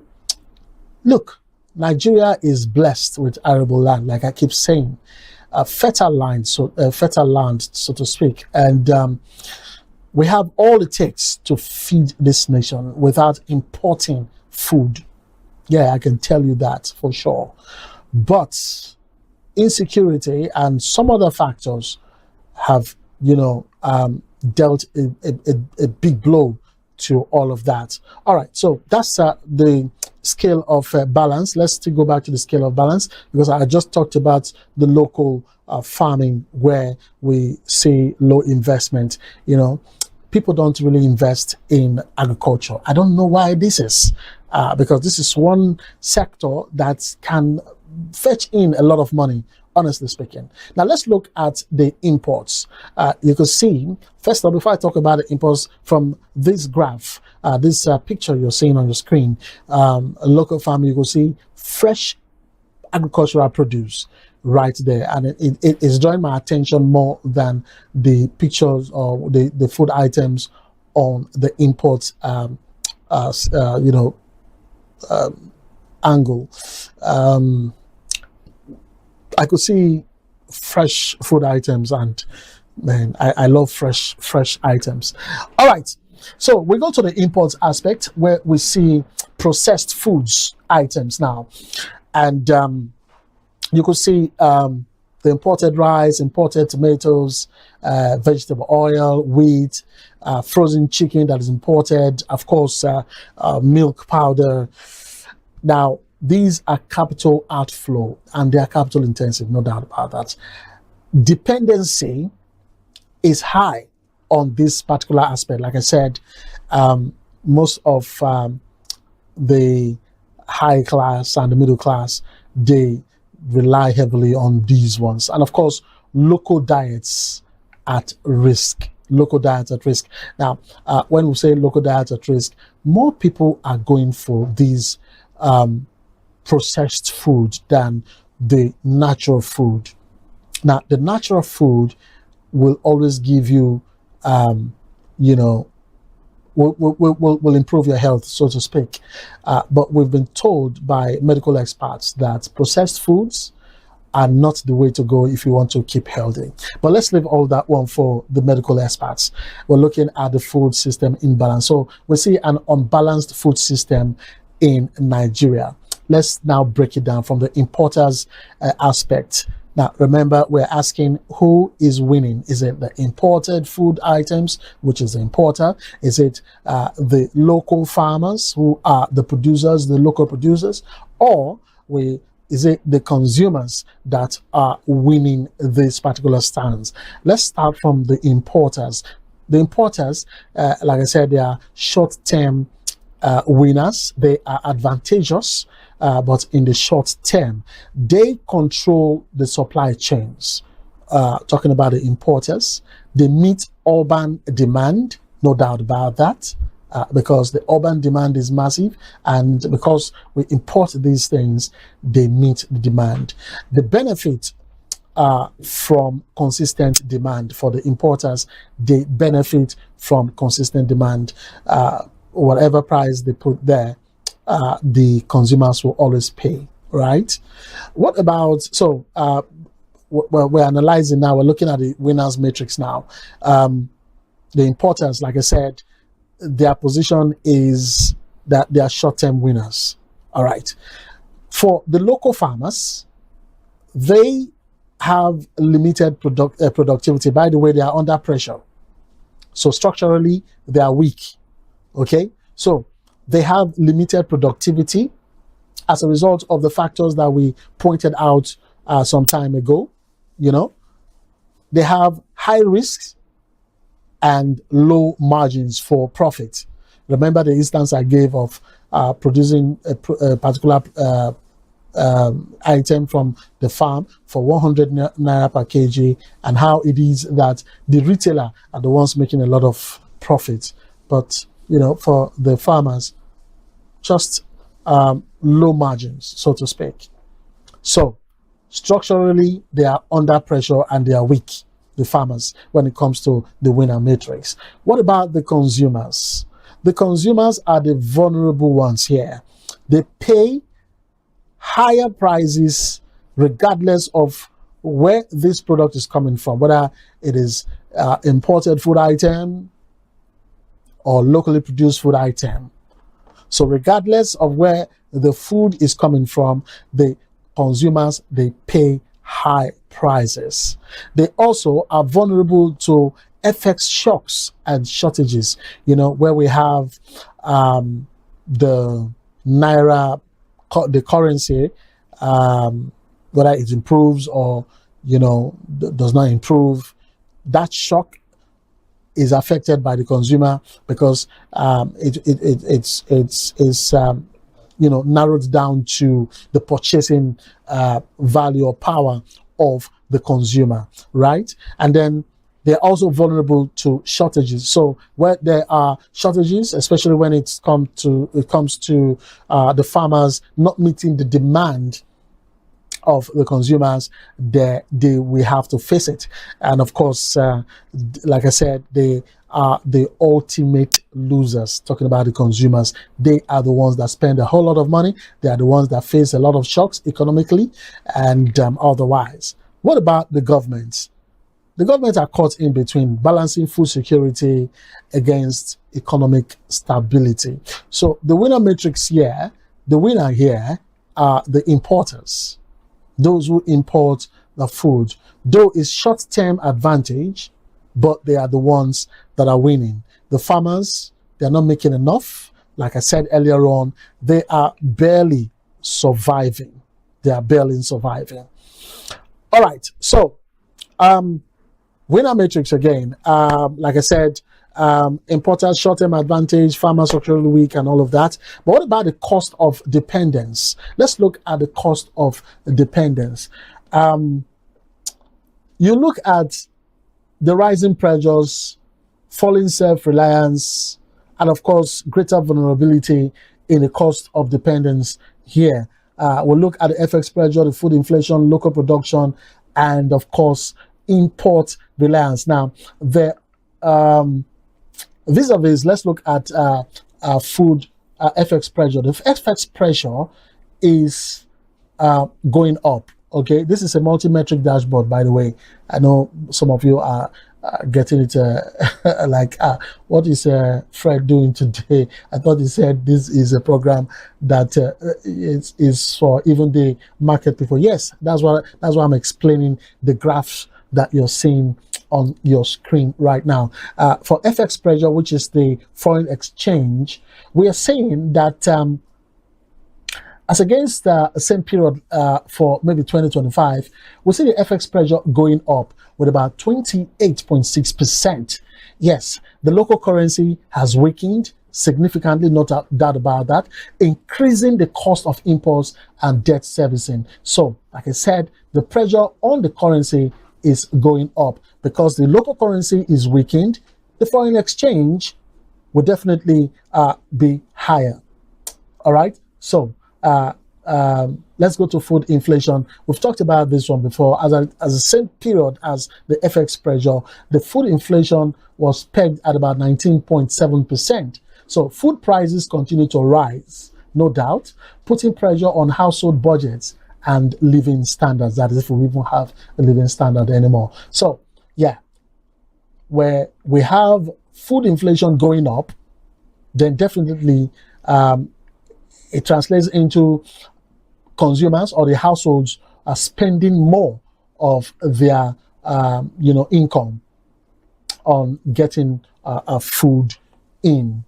All right, what about local production? Because we've looked at the FX pressure, we look at foreign exchange, we looked at food inflation, we see that they are on the rise, they are moving up. What about the local production? Now, this affects local production. Local production is definitely declining from what we're seeing on the screen, is declining, is coming down. Instead of production to be going up, it's coming down. For the same period, we are seeing that it's estimated at about a loss of 14.3%. So it's declining by that 14.3%, reducing supply, that is not meeting the demand of the consumers, and of course bringing about reduction in jobs and economic resilience. Now, what about import reliance? You see where we are, what we're talking about? For local production, because it's not meeting the demand, and look at how it's declining by 14.3%. But for import reliance, for the imported food, look at it, increase of 22.8%. And now, this goes to show that we rely more on imports to our food needs, and of course, this increases vulnerability to external shocks. So you could see that the only feature here that has a downward movement is local production. All right, so we have higher costs leading to lower living standards. Like I said, do we really have a living standard? It leads to greater vulnerability, which translates into weaker future. All right, so what's the way forward? I mean, now that we've known who the losers are, now that we know that we import more food, we consume more of imported food than the locally produced food, how do we, balance this scale? One, invest in storage and logistics. Invest in storage and logistics. Remember when we talked about how the goods are moved from one place to the other? We saw how some foods, of course, when we talked about wastes, we saw that one of the reasons why we're having that waste is as a result of poor storage and logistics. So we have to invest and improve in our storage capacity and in our logistics.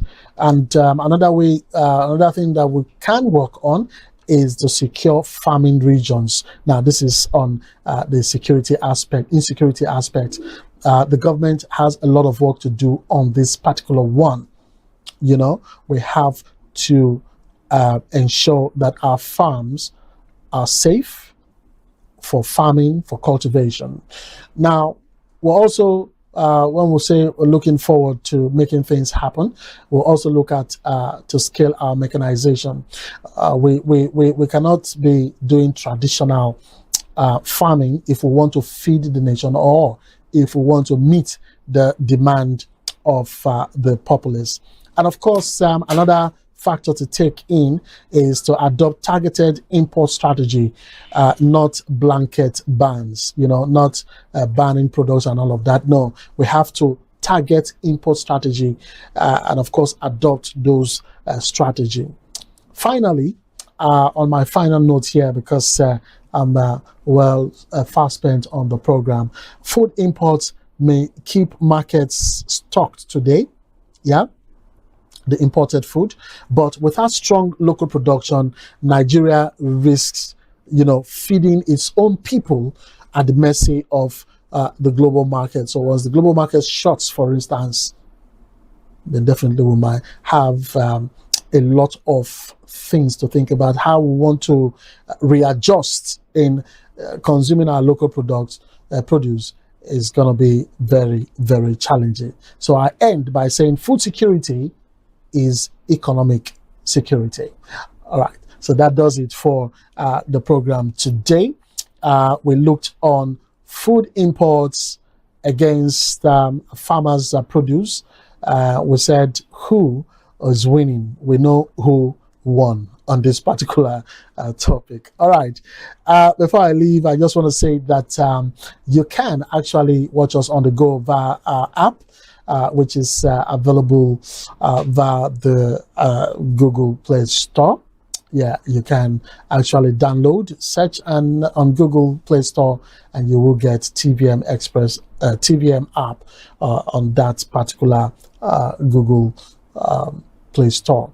And you can also reach us or follow us, or you can contact us via any of our social or digital platforms on Facebook, on YouTube, on Instagram, TikTok, and of course on X, which is formerly Twitter. You can also reach out to us via the numbers on your screen via WhatsApp, or you can call in to tell us how you feel about our programs and, of course, where you are watching us from. I'd like to say thank you for being part of the show. I remain yours sincerely, Fred O'Neill. I'll see you again for another interesting topic to discuss on.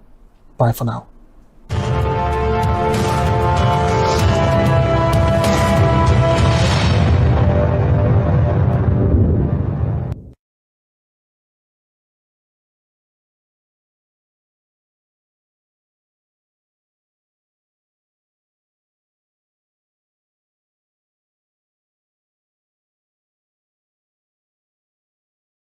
Welcome to DERSAG Engineering and Services Limited. We hold several specialized permits with the Department of Petroleum Resources, are accredited with service and product codes by NIPEX, certified by Dun & Bradstreet, and proudly ISO 9001:2015 certified.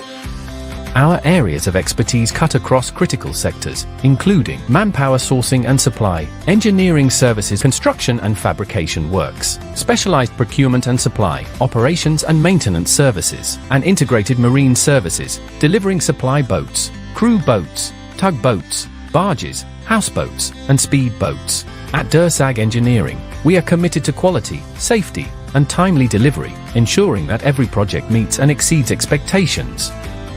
DERSAG Engineering and Services Limited, your trusted partner in delivering world-class engineering and energy solutions.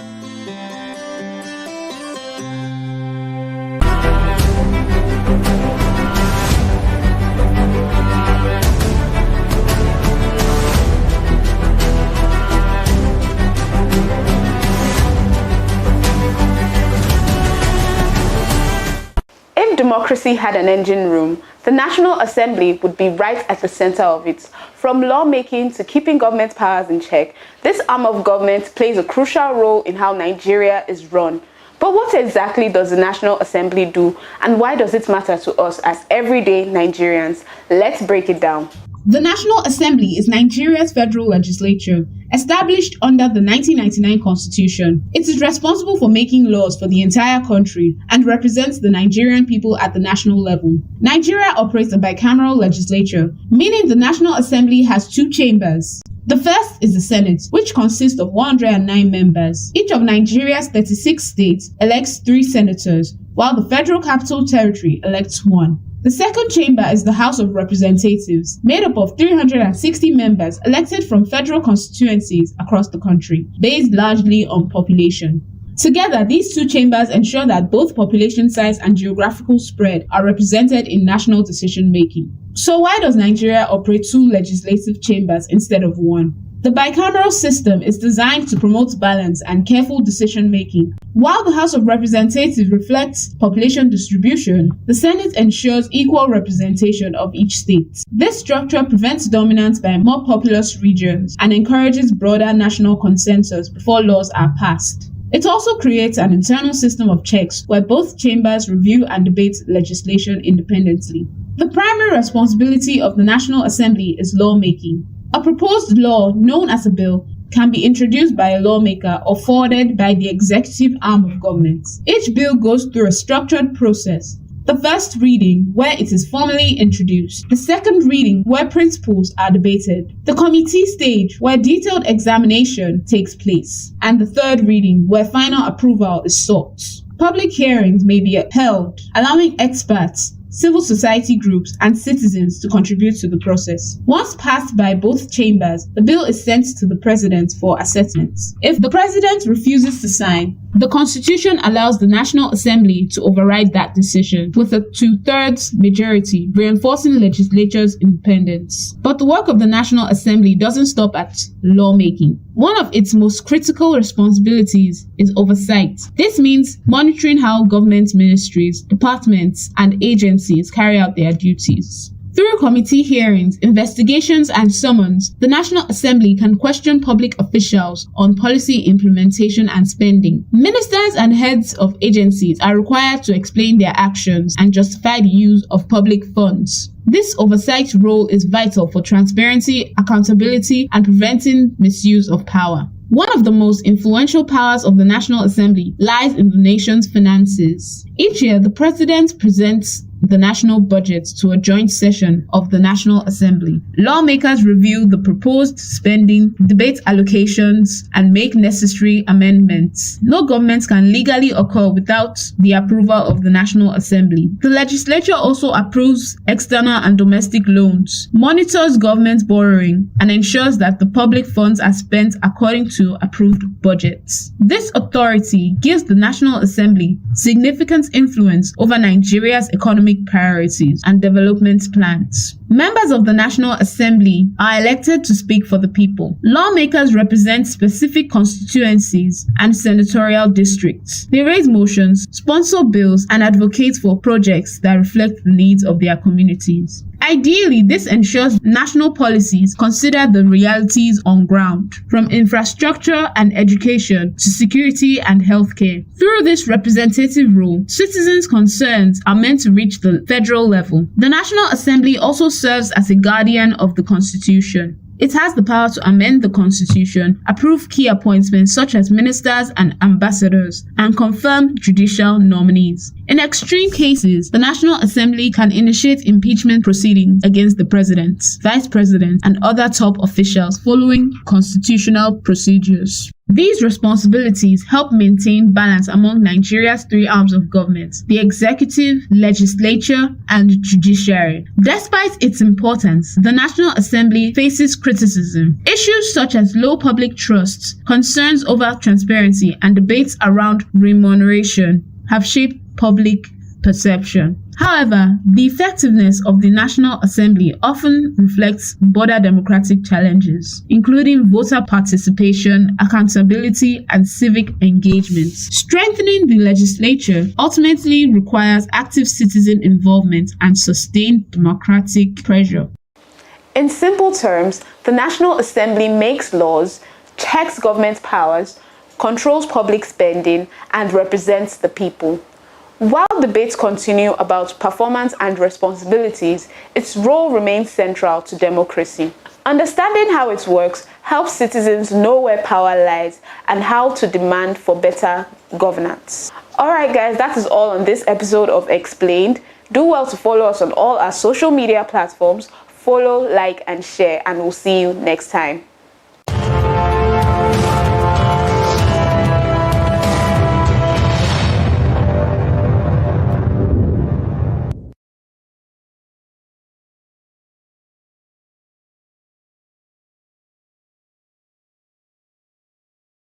This is TVM. TVM delivers breaking stories, global headlines, and the moments that matter. From exciting sports action to exclusive local events, we keep you connected. Celebrate our culture, people, and voices with powerful documentaries and inspiring stories. Experience premium entertainment, from trending music to urban lifestyle and beyond. Grow your spirit with life-changing messages and uplifting perspectives. Lead the way with bold conversations, fresh ideas, and thought-provoking shows. Wherever you are, whenever you want, watch TVM on all your devices. TVM, your world, your network.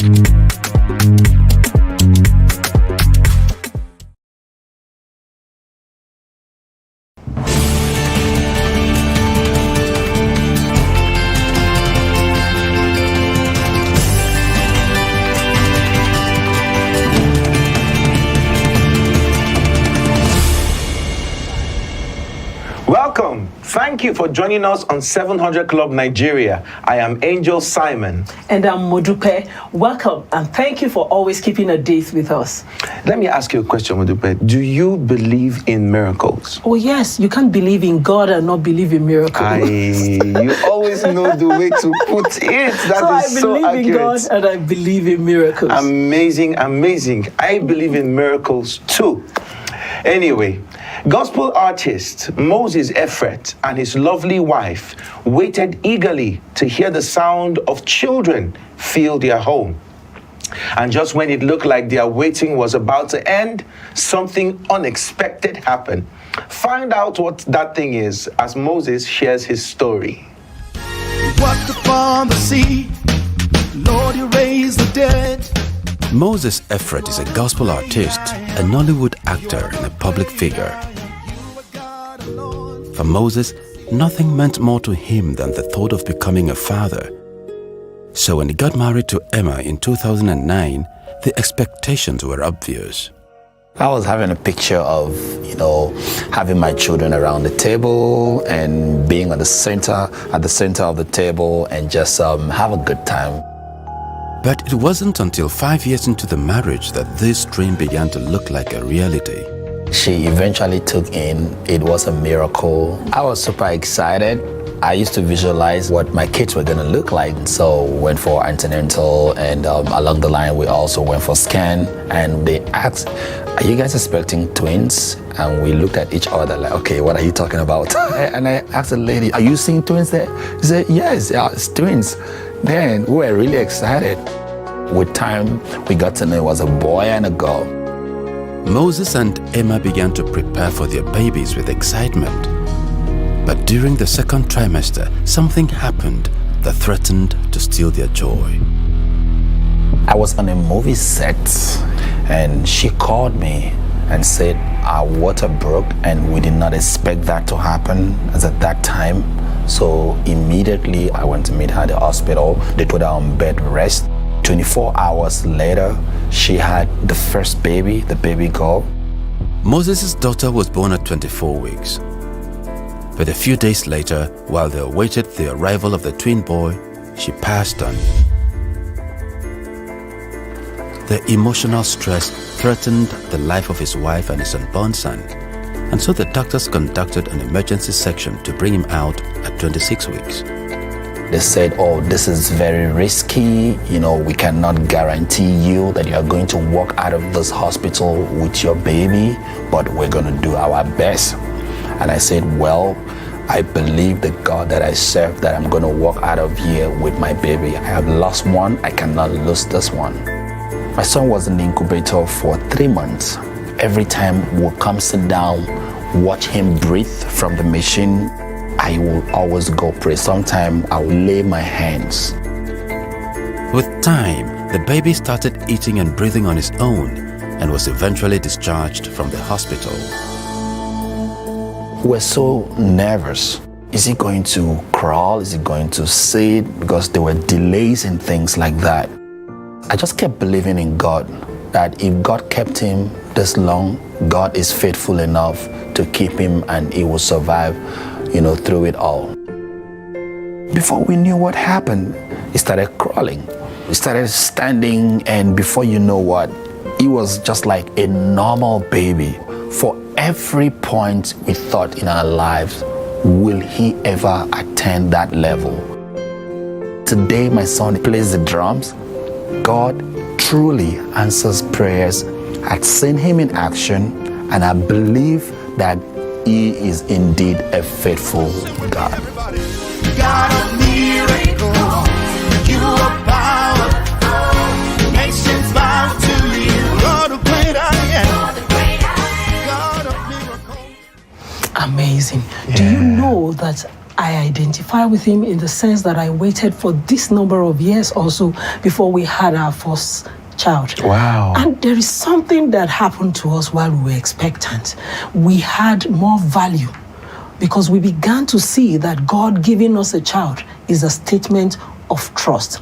And the best way you can deal with the statement of trust that God gives you is to take that project back to him. And you saw that he didn't give up. He put his hand on that child and kept on praying and speaking. The value had gone up, given the fact that they asked the Lord and they waited for it. So he paid attention, gave all of his best. We need to let God know that we'll handle his commitment, his statement of trust properly.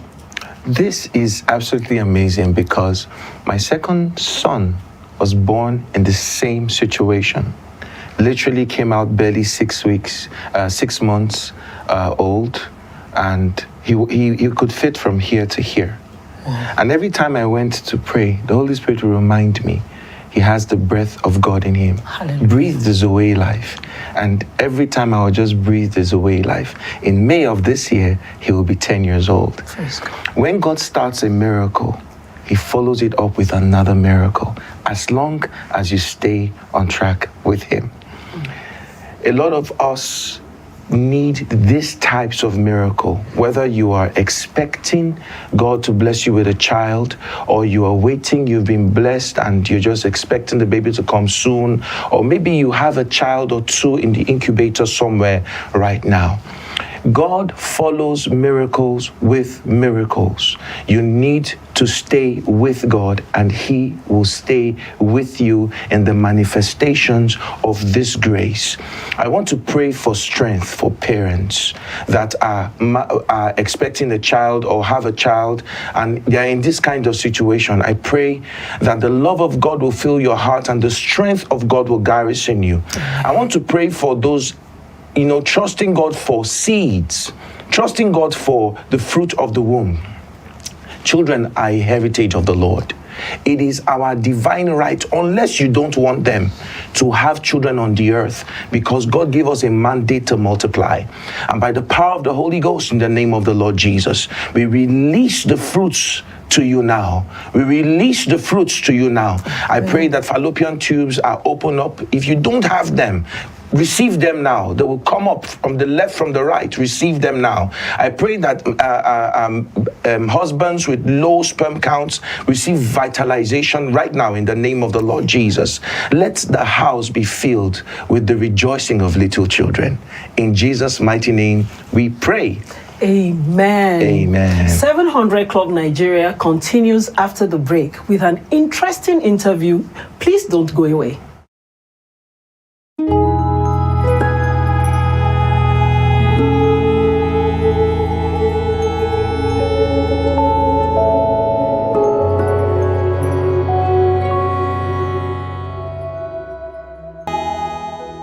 Thank you for staying with us. Apostle Atubo George is a dedicated teacher of the Word who spends his time getting to know the depth of God's Word.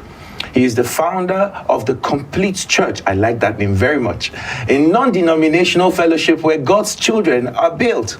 He is married to his beloved wife, Pastor Gloria, and they are blessed with children. He is here to tell us all about an amazing book he wrote, The Seed of Abraham. Welcome, sir. Thank you. It is nice to have you. It is such a privilege to be shaking an apostle. God bless you, sir. God bless you. How are you doing? Wonderful. In a few words, tell us about yourself.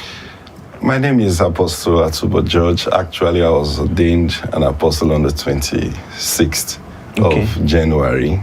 Actually, during the launch of the book. Oh, wow. Yes. That's amazing. So that's very recent. That's very recent. So we are having first-hand experience with the latest apostle in the body of Christ. Thank you. Oh, that's massive. That's good. Apostle Kure, who's my spiritual father, Apostle Emmanuel Nuhu Kure. Kure, yeah. Trust Ministries. Awesome. He ordained me as an apostle. Wow. Yes. Well, how does it feel to be an apostle? Well, we're still getting used to it. Grace to you, sir. Thank you very much. So we're here to talk about this book.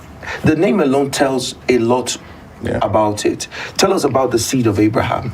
I think it would be good to start from how the idea of this message came about. Yes. When God called me into ministry several years ago, I actually heard the voice of God when I was on campus, Ahmadu Bello University. Oh, wow. Zaria, yes. My dream then was to be a politician. Interesting. A civil engineer and a politician. Interesting. That was my dream. What is switch? Interesting. And then when I tried to start politics on campus, God diverted me. And that's the first time I ever heard God's voice. And he said to me, I have not called you to do politics. I have called you to teach my word. Wow. When people say they hear the voice of God audibly, that was my first time experience that I had heard that. And then leaving school, and I said, okay, Lord, what do I do? And the Lord said, okay, move to Abuja, stay there, don't start a church, don't do anything. I will instruct you part-time on what I want you to do. Wait, sorry. You finished school? Yeah. You come to a town where you've not lived before. Yes. Don't start a church. Don't do anything yet. You are supposed to be in ministry. But don't do anything until I instruct you. I instruct you part-time. That is faith. After 2 weeks, I ran away. Because it's heavy. Even for me that was not instructed in that manner. I didn't know anybody in town, nobody to run to, and then he said, don't start anything. So after 2 weeks, I got up one day and said, God, maybe you're not ready yet. So wow. I ran back to Port Harcourt. Okay. The second night after I arrived Port Harcourt, the Lord spoke to me and said, go back to Abuja. I had to obey. I remember on that journey traveling by road from Port Harcourt to Abuja, God began to speak to me. And then he said, when I told you to stay, you didn't ask me how. So immediately I said, okay, now let's talk about the how. So how am I going to survive? And then the Lord said, I have a lot of money on the earth that you don't know about. Wow. I said, where is the money? And then he said, the tithe. I said, tithe. I should not start church. And you're talking to me about tithe. He said, that's your problem. The tithe belongs to me, but my children are not bringing it to me. Interesting. Now, when we drove and got to Abaji, I got a call from someone in Abuja. I said, are you in town? I said, well, I'm almost in town. What's the problem? God said I should send my tithes to you. Wow. And then I went, okay, if this is happening like this, remember I've just been schooled on that subject. And then that was after that experience, I wrote my first book ever, Tithing a Must, Not an Option. And then that began another journey. Like I love the word of God. I always like to, not just to hear, I want to question the why. I'm always about the why this, why that. Yeah. And then all from that time, I've written several, this is actually my fourth book. Wow. Yes, the last book I wrote is God Really Wants to Meet Your Needs. But this became the completion of the message. When you now realize that this thing you thought you had an idea about is the whole plan of God. Yes. And what struck me was when the Lord opened my understanding to a statement Jesus made. He said, this gospel of the kingdom must be preached in all the world for a witness. Then the end will come. Which gospel? Then I realized, he says, the gospel, God made a promise to Abraham, in you all the families of the earth will be blessed. So our mission is actually to see to it that what God said to Abraham, that through his seed, he will bless all the families of the earth. This book now is talking about how he is going to execute that, how he is executing that, and how we get involved in that same execution, because in Christ, we are Abraham. So there is no need that he has not already programmed. Of course. So this outline that program from Abraham all the way to Christ, and today our role bringing to pass the promise of God given to Abraham. God wants that every family, literally, of the earth be blessed. It what? Every family of the face of the earth. Very broad, but God particularly is counting. Counting. And because it says, do it through the seed of Abraham. That's what Abraham, your seed of families of the earth. Then we began to realize that this tithe thing we talk about, recently there's been so much controversy. This kind of talk when you started, there's a lot of on these things. Yeah. Now, referring to the seed of Abraham, because the Bible even shows you the genealogy of and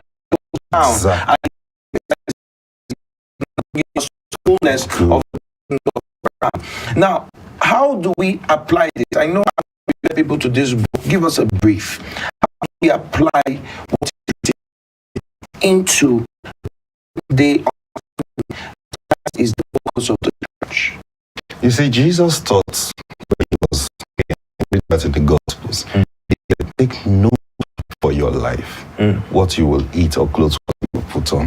He lets us know because your Father has and he knows you need the sick, the kingdom, and all the things shall be added to you. He used to say that, and saying also that the Father has a plan to get to bring you to realization that God actually made a covenant with Abraham. When Melchizedek came with bread and wine, that represents I'll take care of you. He did tithe from Abraham. So there was an exchange. That's a covenant.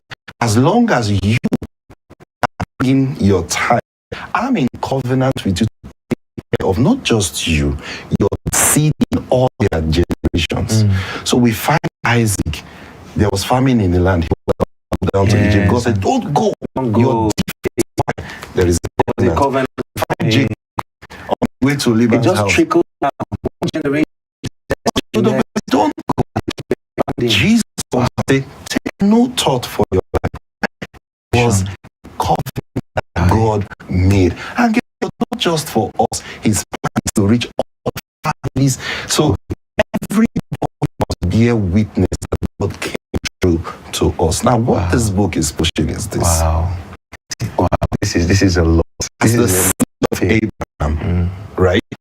Jesus said, my sheep hears my voice. That's something that God began to teach in 2007.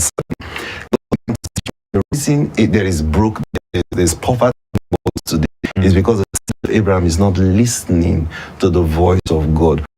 In terms of paying tithe, the tithe belongs to God, but then we don't go to him. The thing we claim in Christianity that makes our God different is that he's alive. But then when we go to handling his principles, handling his resources, how can we treat him like he's dead? Why don't we go to him and ask him, what do you want to do with your money? I have to cut you because that you're a lover of God and you spend time with the word. I question that a lot for a lot of people because to an extent the word is not exactly how it should be presently. And I'm seeing now that you really do spend time with the word. I'm hoping that as time go on we'll have to call you back again and put some light on this. I understand now that this is a series of 3 books that you wrote and this just completes it.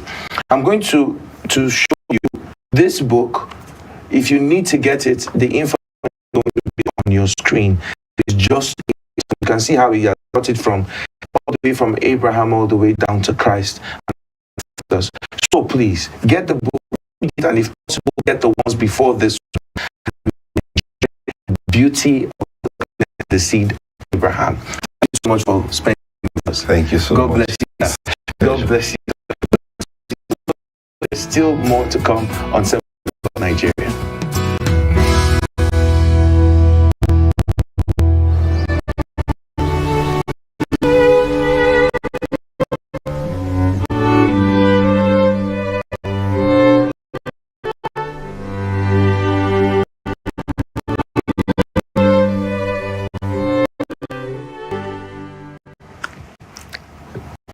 Had like 1 more hour. A lot to consume. The moment I saw what just came to my mind, controversies that is going on with the Abraham doctrine and all of that, and before law. It's also I'm sure this book is with so much, and from his details you could tell that man has spent time with the word because he married long ago to this present time. Then you have spent time with the word. Yes. What do you think? In his conversation, you could hear him talk about the dealings of the Holy Spirit with him. And so you can see that he married the two perfectly well. Yes. Stays the word and the Holy Spirit. That's right. I think it's a book that will be blessing to many people. That's right. Word. But you know, when I first saw the book, it just flashed in my head. Like, a lot of people would not, by the title, want to contest what is written in this book. But if you listen to Apostle Atubo, you see that he has spent enough time. You know, the Bible should study to show approve, workman rightly the word of truth. The dividing he has done from Abraham all the way to Christ cannot be contested. Oh, yes. And you can't do that much if you don't learn to spend time in the Word, because the Holy Spirit brings life upon what we read in the Scripture, and brings understanding. And I see that's what he has done. I believe that anyone who writes this book will be blessed and get in these areas. True. Keep staying with us. When we return, we get to see how the lives of people of Abo in southern Nigeria changed for the better after Operation Blessing visited them.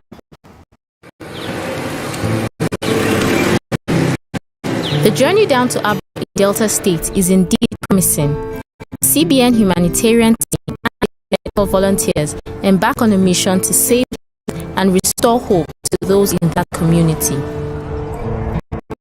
First stop is along Road to fix tire and service for the public to join the train. This gives the opportunity for volunteers on the trip to bond over conversations and fill bottles of drinks. The journey continues in the state, and by nightfall, the team arrives at our community. After a refreshing breakfast, the team is set for the task ahead. First, they set up, and after they pray together before setting out to receive the crowd of patients. B. Gloria's daughter had been diagnosed with appendicitis. She resorted to health treatment because she had no money for surgery, but the pain only got worse. When she got here, her daughter was scheduled for surgery. Now I think that my daughter survived the operation and she's fine now. The crowd always works hard to meet the needs. This medical intervention is made possible by the partnership of CBN and the Oputa family to fulfill the desire of their sister Elizabeth, who passed on a year prior. After 3 days transforming lives, the team pays a visit to the chief's palace and to the house of the deceased Elizabeth Oputa, their respect.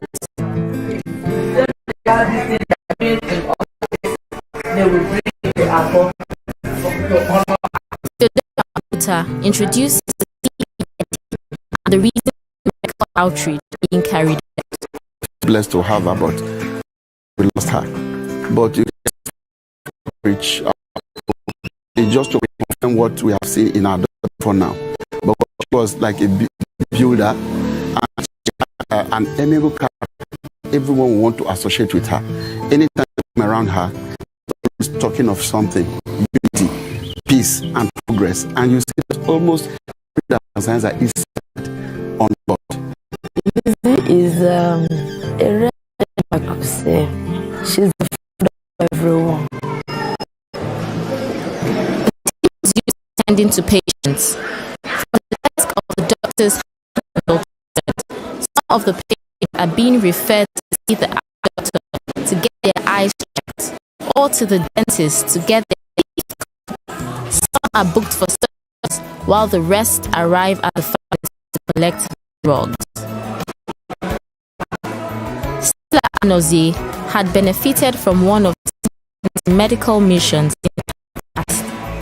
She shows daughter who is suffering from hernia and is scheduled for surgery. Because of how they took care of me there, I said, let me bring my daughter. They check on her, set her first, and they remove it. Is now a beneficiary who has been living with fibroid for 7 years now. It has not been easy living with this fibroid, especially getting to the time of my monthly flow. Fear because of the heavy flow that comes with it every month. Hearing about medical, Mercy set up, hoping to get a solution to the problem. The team wastes no time surgery on her, and shortly after, Mercy is on her way to school. I'm recording as in I can move around. Her son, serious pain in the groin. The boy to the hospital in the city, not too far away. The doctor confirmed I'm there, and I referred to another hospital. But I didn't bother myself because I know money will involve, and I cannot raise money this year. That is why I decided to leave it for next year. This opportunity. Paul's son had a similar experience as Uwa's son. I actually came here for an ear operation.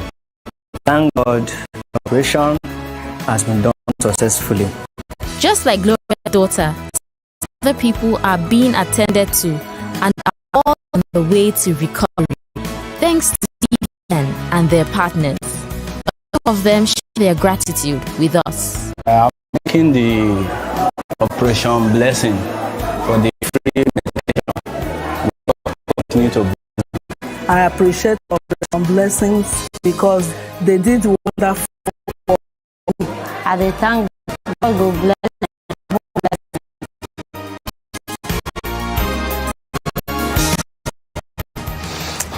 That was really inspiring. If you have been inspired by what you heard today, we invite you to join us in making a difference together. You can partner with us by donating or just spreading the word about CBN. Absolutely. Learn more about becoming a partner of 700 and donating by visiting our website on tvm.nig. Regardless of the size of your contribution, it will make a difference. Together, bring hope and healing to those who need it the most. We invite you to partner with 700 Nigeria today. So make a decision to join us today. Together, we spread hope and many more individuals. Please call, send us a text, email, or direct message on social media, and we'll tell you how to do it. That's it. You're on your way to being on board. Absolutely. Your giving will make a difference in the lives of others. We leave you with this, and the peace of God which transcends all understanding will guard your hearts and your minds in Christ Jesus, as found in 4 verse 7 NIV. Until next time, goodbye and God bless. Goodbye. TVM. Breaking stories, local lines, and moments that matter. From exciting sports action to exclusive events. Celebrate our culture, people, and voices with powerful documentaries and inspiring stories. Experience premium entertainment. From to urban lifestyle, your spirit with life-changing messages and uplifting perspectives. Lead the way with bold conversations, fresh ideas, and thought-provoking shows. Wherever you want, watch TVM on all. TVM, your world, network.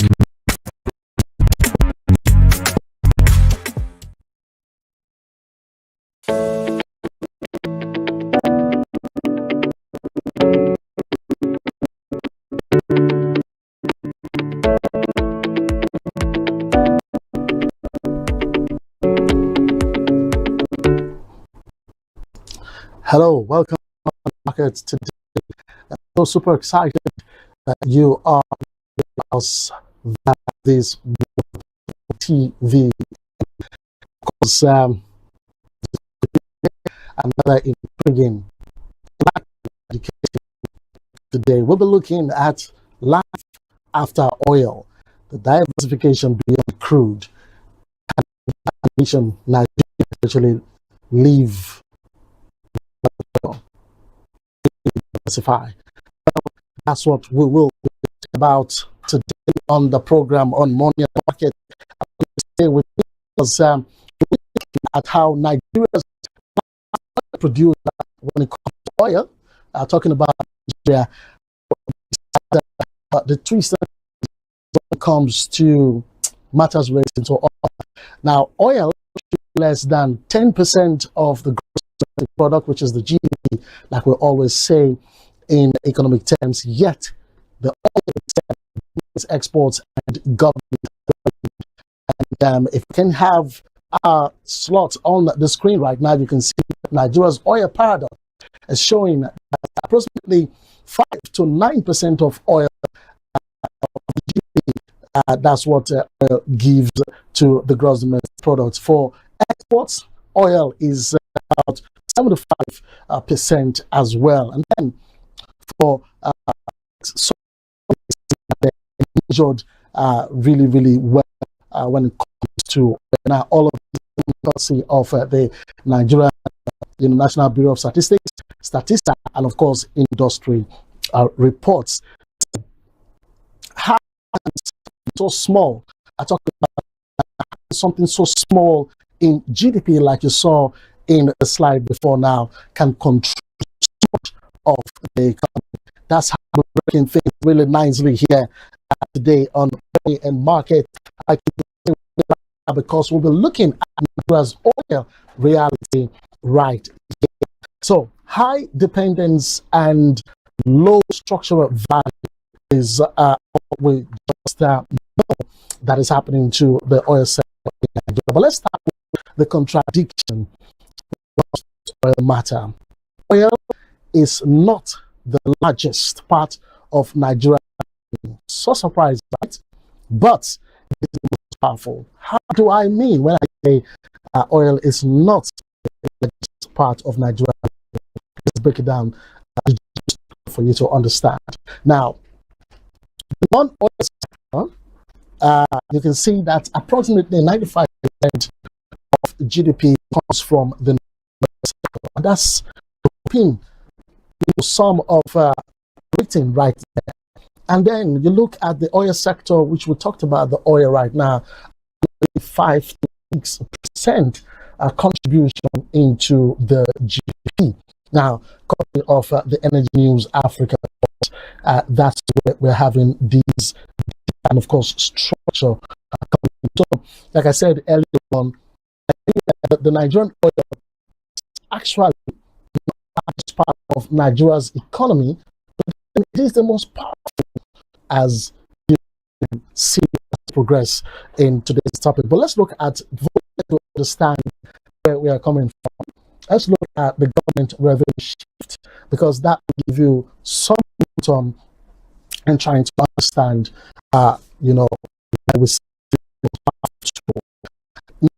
before leading to 2014, oil was oil brought about 75% of revenue that was before. Right. Fast forward to 2024, and after 2024, oil brought about 25% of revenue in the Nigerian economy. Now see how it has shrinked. But we'll get close to all that. Tax revenue now is now approximately put at about 77%. 7%. That's tax revenue as we speak. This be as a result of the new tax regime. We'll talk about all of that as well. Of the cable. You look at this, like I said, oil sector bringing in just 5 to 6%, but look at the oil revenue, approximately 75%. While non-oil revenue rake in 25%. This was 14 season. Okay, but the revenue is the non-oil revenue in the non-oil revenue sector, in the non-oil sector, pardon, the non-oil revenue increased from what we saw before 2014 was about 25%, rose to 75%. And that was the same figure we're having before 20 for oil revenue. And above, after 2024, oil revenue dipped, kind of nosedived into 25% thereabout. You can see that the tax revenue, like I said earlier, has increased to 10%. That I just talked about, okay, in terms of revenue derivation for the government from the oil sector. But, like the words you're saying on your be deceived. How do we mean to be deceived? It depends on foreign exchange stability affects the naira. Now, this is something that I know it will be difficult for some of us to understand. This is one of the major exports goods, or product that Nigeria exports to the country, which is Nigeria a whole lot of money. And you know what that means when it comes to the effects of the foreign exchange. That's what it means when we say Nigeria still depends on oil foreign exchange stability. The non-oil sector cannot guarantee you or cannot guarantee foreign stability. All right, that naira, directly. Let's look at oil revenue on the long term. On the average, the oil revenue is put at 12.3% historically. By the way, the average revenue is pegged at 12.3%. It only peaked above 12% when we had our experience of 1979.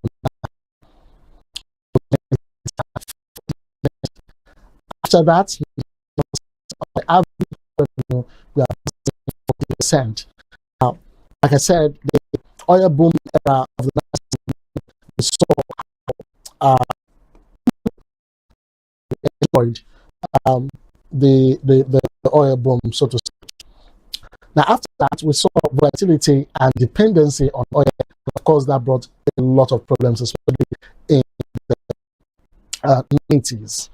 Right? So, oil may be shrinking. Now, from the graph that you could see how volatile the oil has been after the of 40% boom era. From 1979, the red sign there on the top of the graph there. You see that by 1980 to 85, it went down. This so sharp. It came down. It's been unstable even in the 90s and up to sometime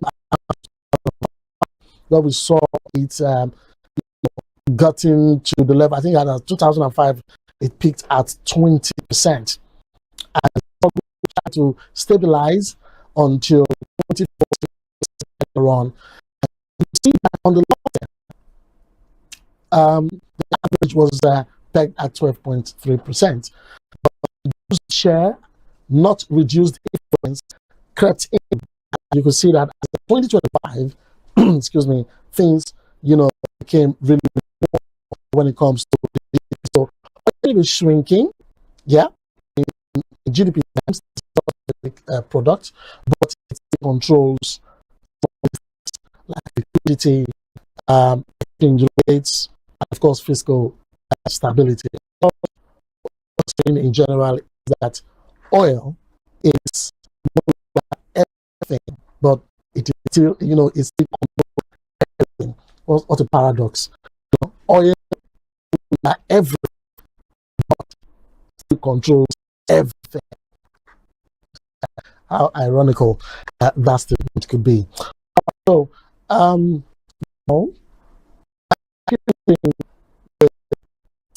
war in that way, the war between Iran and Israel, the US.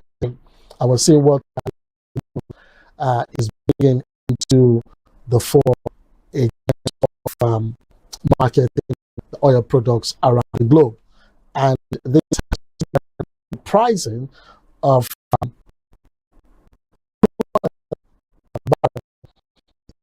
tight, as stable, and time as this, when we are asking the question, actually off, take hands off the oil and concentrate on the sector, but beginning to see something that is supposed to be like another era of boom for Nigerian oil.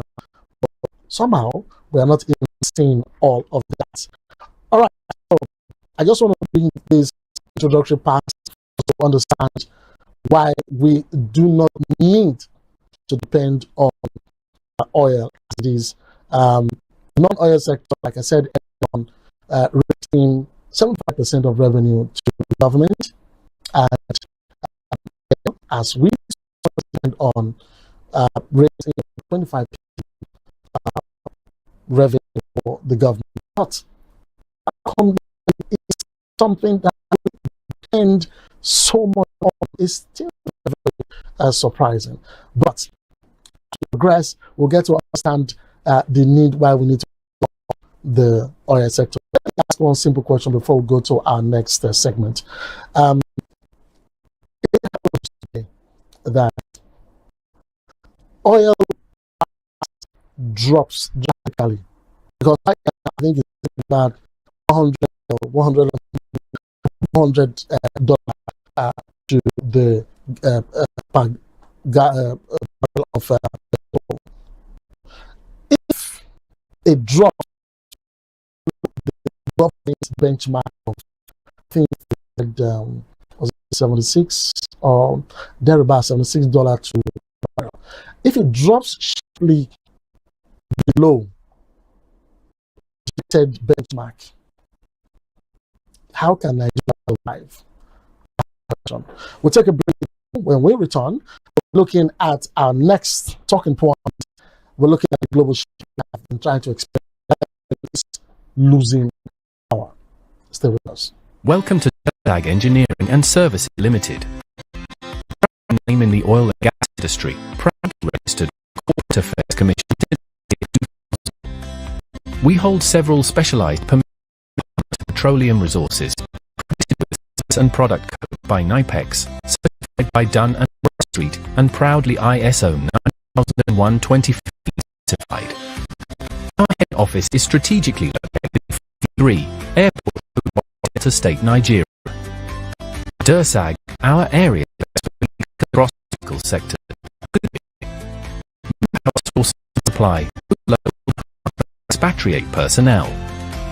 Engineering services, electrical, instrumentation, and mechanical works. Construction and fabrication works. Specialized procurement and supply. Operations and services. And integrated marine services, covering supply boats, crew boats, tugboats, barges, houseboats, and speedboats. We are proud partners of the industry's leading players, including and its subsidiaries, Separ Petroleum, First Hydrocarbon Nigeria Limited, ND West, Saipem Contracting Nigeria Limited, and Lee Engineering, among others. Over the years, we have successfully executed manpower, EPC, and marine support projects. At DERSAG Engineering, we are committed to quality, safety, and timely delivery, ensuring that every exceeds expectations. Engineering and Services Limited, trusted partner in delivering world-class engineering and energy solutions.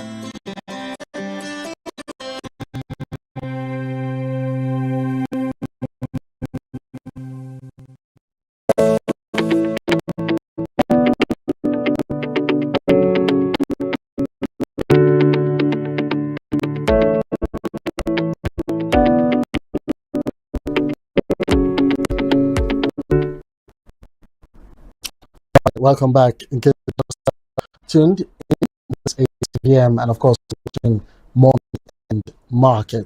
We're looking at it is possible for Nigeria to leave oil. Is there life after oil? Beyond crude, is it possible for us to get off crude? Some some countries or some economies are looking forward to doing that. I can specifically tell you that some superpowers, so to speak, economically, are moving away from oil. We all know that oil in the energy sector is being replaced by, different options. I don't want to use the word devices. Let's say options. For instance, vehicles that are being powered by oil, have electric vehicles replacing them, right? Also have solar farms. Somewhere, I can't remember whether it's in Abuja or where those were driving past a certain place, and I was told in that particular area where we by that where we were driving actually solar panels, and I was wowed, those things could not be destroyed. But what I can say is there's a global energy shift right now. So while we are here in Africa, applauding whatever that is now, so many things are happening everywhere as regards to this issue. The first one I talked about electric vehicles. We see EV sales projecting to reach at least global car sales by the year 2030. So by the year 2030, we have seen, if we're having, for instance, 1 million cars, electric powered vehicles and not oil driven vehicles. And then there's the angle of source of new power globally. Now, here in Nigeria, we are bringing solar because of power failure. But in the global markets, in the global economies, they are bringing in solar to replace oil, not because there's failure in or electricity distribution or whatever you call it. Solar is the cheapest source of new power globally. And when you even look at it, for those who run plants to generate power and electricity source, you could tell that you're spending when you compare that to when you are running a powered system. So, globally, it has been confirmed, investigated and confirmed that solar is now the cheapest source of new power. What about wind turbines? Now, we don't normally have wind turbines at this part of the world, especially very few, if we have at all. You see these in climes. What we are trying to explain here is that the wind capacity, the world is moving now. So this is geography and science. That wind expectation will be doubled by the year 2030. When that happens, wind turbines will be very, very effective in terms of supplying power. And so many persons want to be there. So, but you can see the future of oil is under threat from fossil fuels to cleaner futures. All right? You see that the future of oil that we so much in Nigeria is under threat. And now steadily this will be achieved. Look, why we, find ourselves on this oil in Nigeria. Remember when we started, we said Nigeria is the largest producer of oil from Africa. All that will change if we do not have. That's just what I'm trying to say. Because all around the world, those advanced economies, they are doing all what it takes. Economy oil, where they have to depend on importing oil to their countries, especially they then probably have refineries that refine the products and use the products and of course sell to the world. They are all of that, so that's why they're bringing alternatives, clean energy, and they bring all of these to have environment. Let me just put it that way. With the oil, there's so much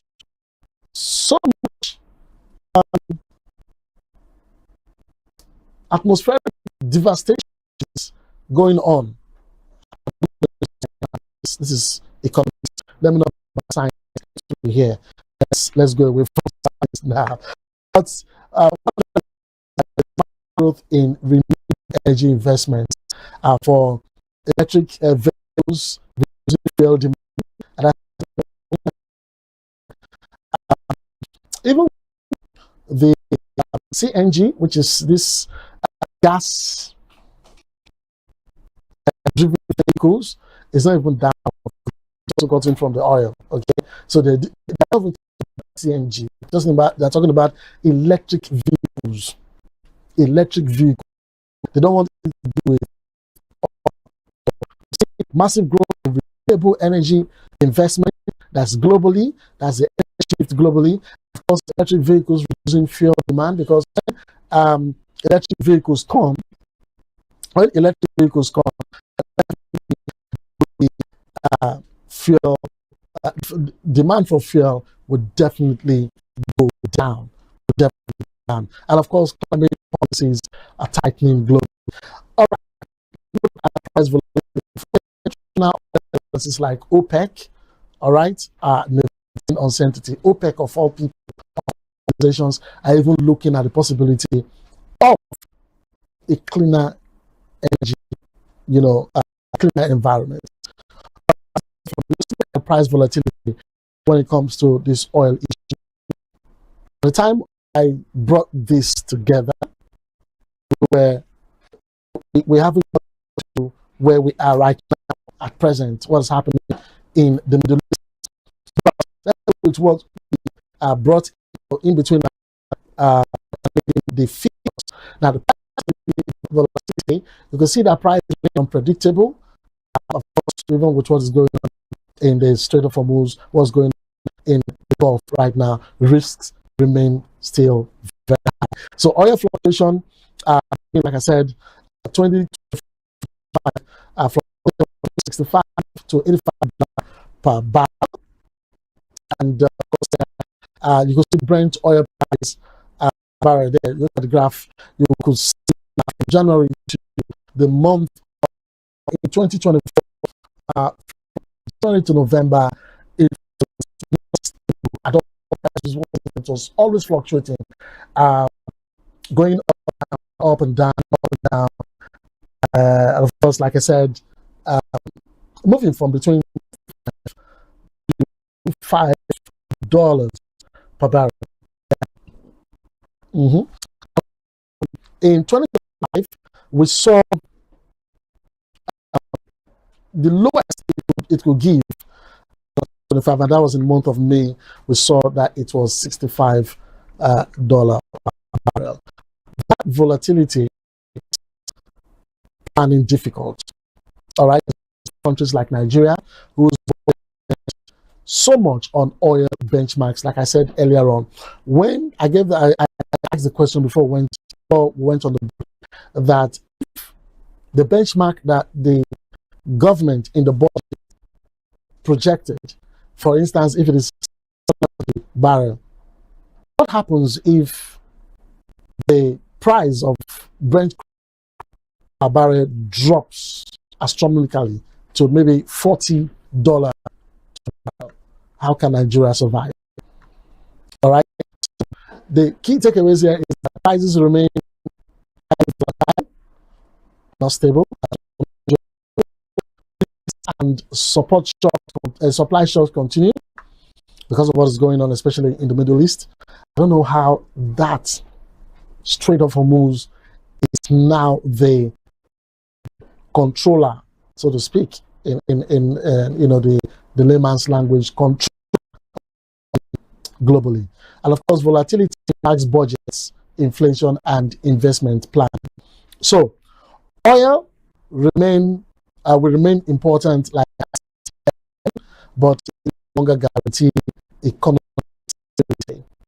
Translation: Nigeria cannot afford to. Okay, so volatility is in resilience and diversity, but resilience and diversification come in. That is the issue. So it's going to take right now. I'll do my investigation later. A time going away from petrol to gas. A lot of talk at the time, talking about how we have CNG stations in some hubs in Nigeria, Lagos, Abuja, Port Harcourt. I think Warri. Yeah.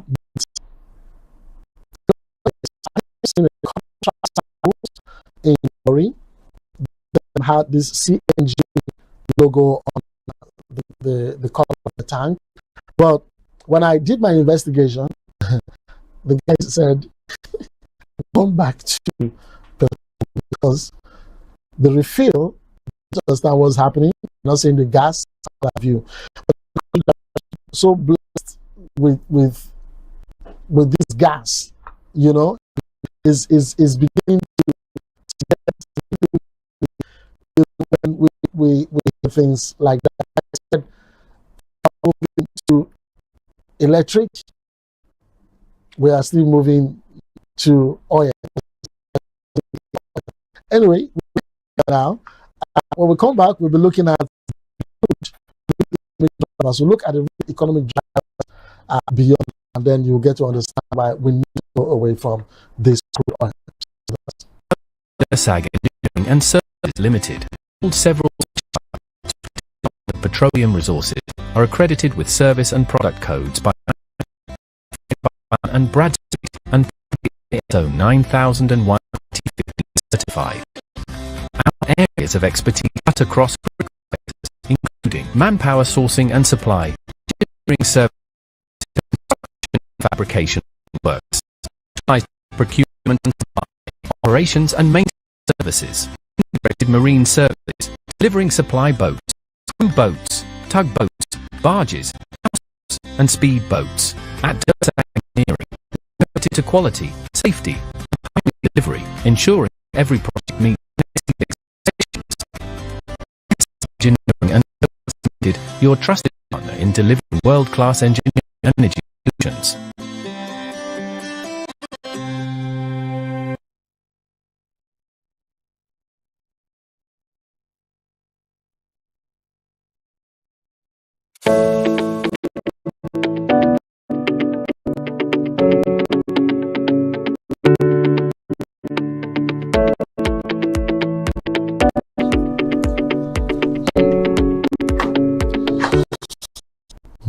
Okay, for still staying on Morning Market right on TVM, in case you just joined us,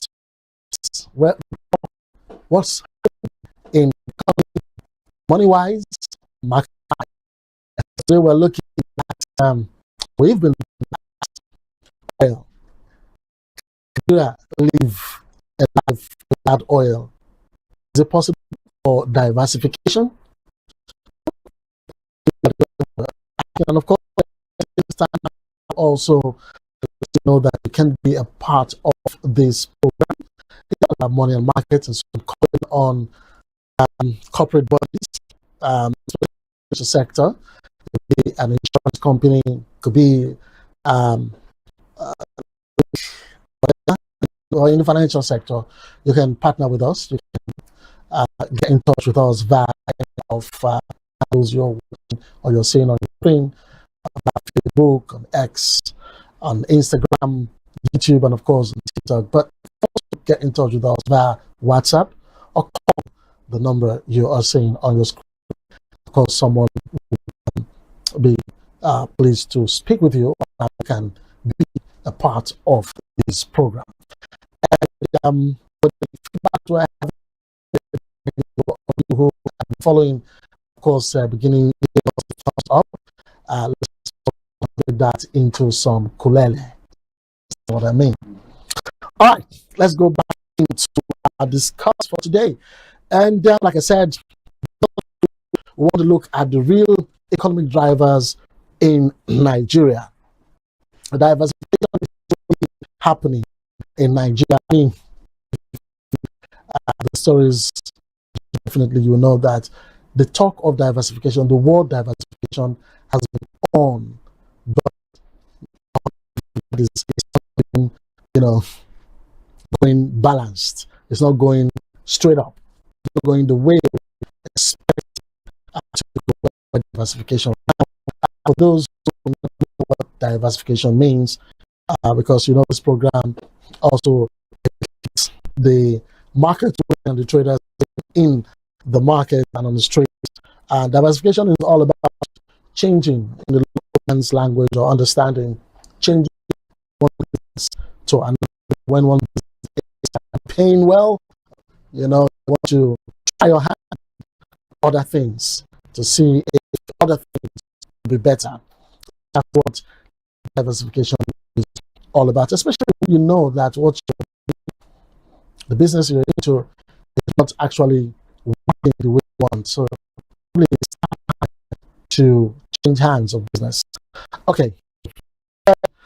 Diversification is happening, but not really got to the level where we actually let's look at the drivers, like we said, the economic drivers in Nigeria, the non-oil growth. Let's look at the non-oil sector. Now, economic growing, that's about 4%. Is due to the oil sectors. Non-oil sectors didn't grow. Let's look at them before we look at background. Now, the non-oil sectors didn't grow. We have trade, like I said, around those in the marketplaces doing the trade. We have telecoms in the non-oil sector, where there is a rise in digital adoption and connectivity when it comes to telecommunications. Agriculture, where we also talk about improved output and production. Entertainment is as well, expanding creative and digital content. Hospitality is another in hotel and leisure. And what about real estate? Where we have growing demand and investment. Real estate is something I will look very soon as someone to the studios, probably via Zoom, to discuss on the boom that's going on in real estate subsector. Okay, so let's look at them one after the other. The sectors for agriculture is one of Nigeria's biggest assets. Now you will see that oil exports about approximately 20% in 2025. For cocoa, gives us 35% export value. The a man in the street will say, Coco. Yeah. In that is one of my producers is telling me, take that way. Well, cocoa, 50% of export volume. Now let's look at telecoms, tech and fintech. I'm going to, tech and fintech. Nigeria's tech sector is attracting global capital. Youth-driven innovation see in tech and fintech. Also, this is one area that we'll also look into in the nearest future, the way they've grown.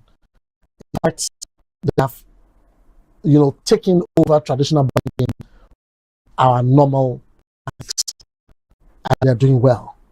The like Flutterway, OPay, MoneyPoint, a whole lot of them. One of these days we'll also look into tech and fintech, by the way. And then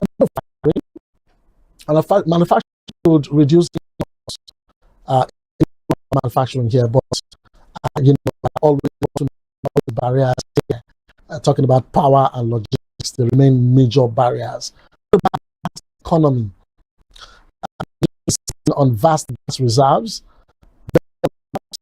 These reserves serve as a transition energy leader. But the opportunity is there. The institution is Nigeria's biggest challenge. I'll come back to but let's look at the oil growth once again. Graph on the right hand of the screen. The overall gross product growth. Overall growth. Okay? While the green part stand for the non-oil GDP growth. Let's look at in 2019, the overall GDP growth was at 2.2%. But the non-oil GDP growth saw 7%. So was a contribution of 0.5%. Let's say 0.5%. That's what we saw in 2019, which translated into 2020 as well. The overall GDP growth for 2020 was 1.8%. It was very, very low. The overall GDP. The non-oil sector brought in 0.5%. In 2021, you can see that the overall GDP growth was kept at 1%, but non-oil was 4.7%, about 1.1% growth right there, which is beautiful. And then in 2022, we see, but in all of this, when you look at the bar chart, you could see that the overall GDP growth never surpassed the non-oil GDP growth. The non-oil GDP growth always raked in some form of revenue that was very, very key to the economy. So, as at 2024, the estimate was pegged at about 3.3% for overall GDP growth, while the non-oil GDP growth was about 4%, which is about 0.7% better than the overall GDP growth. So Nigeria's economy is growing. The growth is increasingly driven by the non-oil sectors. So tell me, if we have a sector that is bringing in a lot into the economy, why not diversify?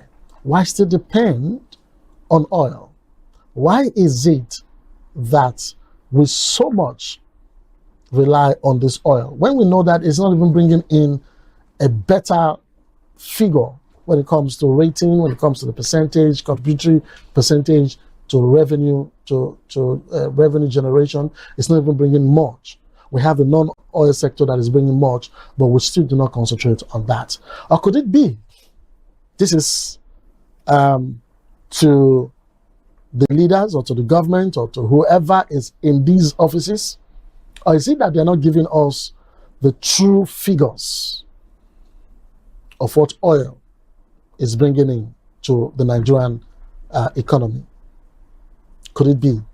Because I do not understand a situation where a man is doing a certain business or doing probably three kind of businesses. One is not doing well, but that is the same business that the man is putting everything he has into.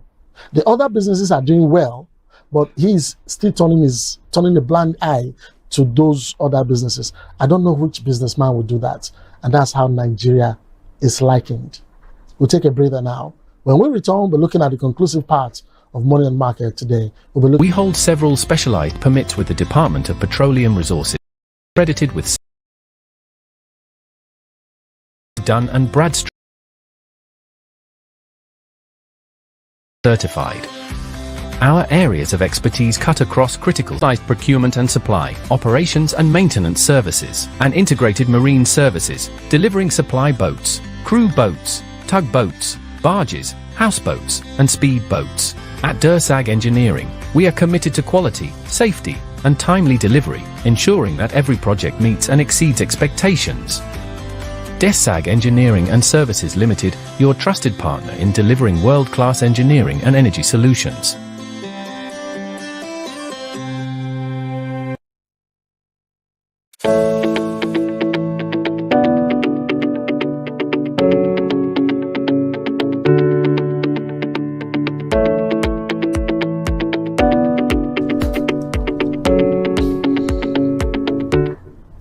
All right, welcome back, and good to know you're still with us. This is Money and Market. I'm super excited that we're discussing something about diversification of the economy, why we're depending so much on this oil, which I said before we went on the break.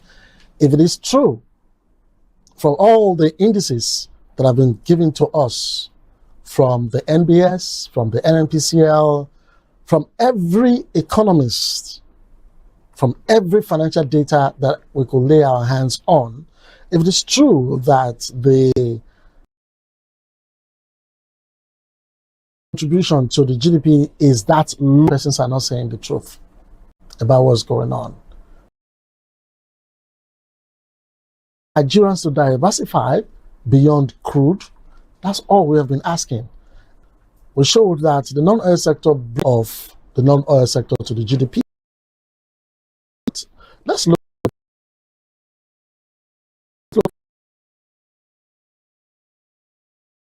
as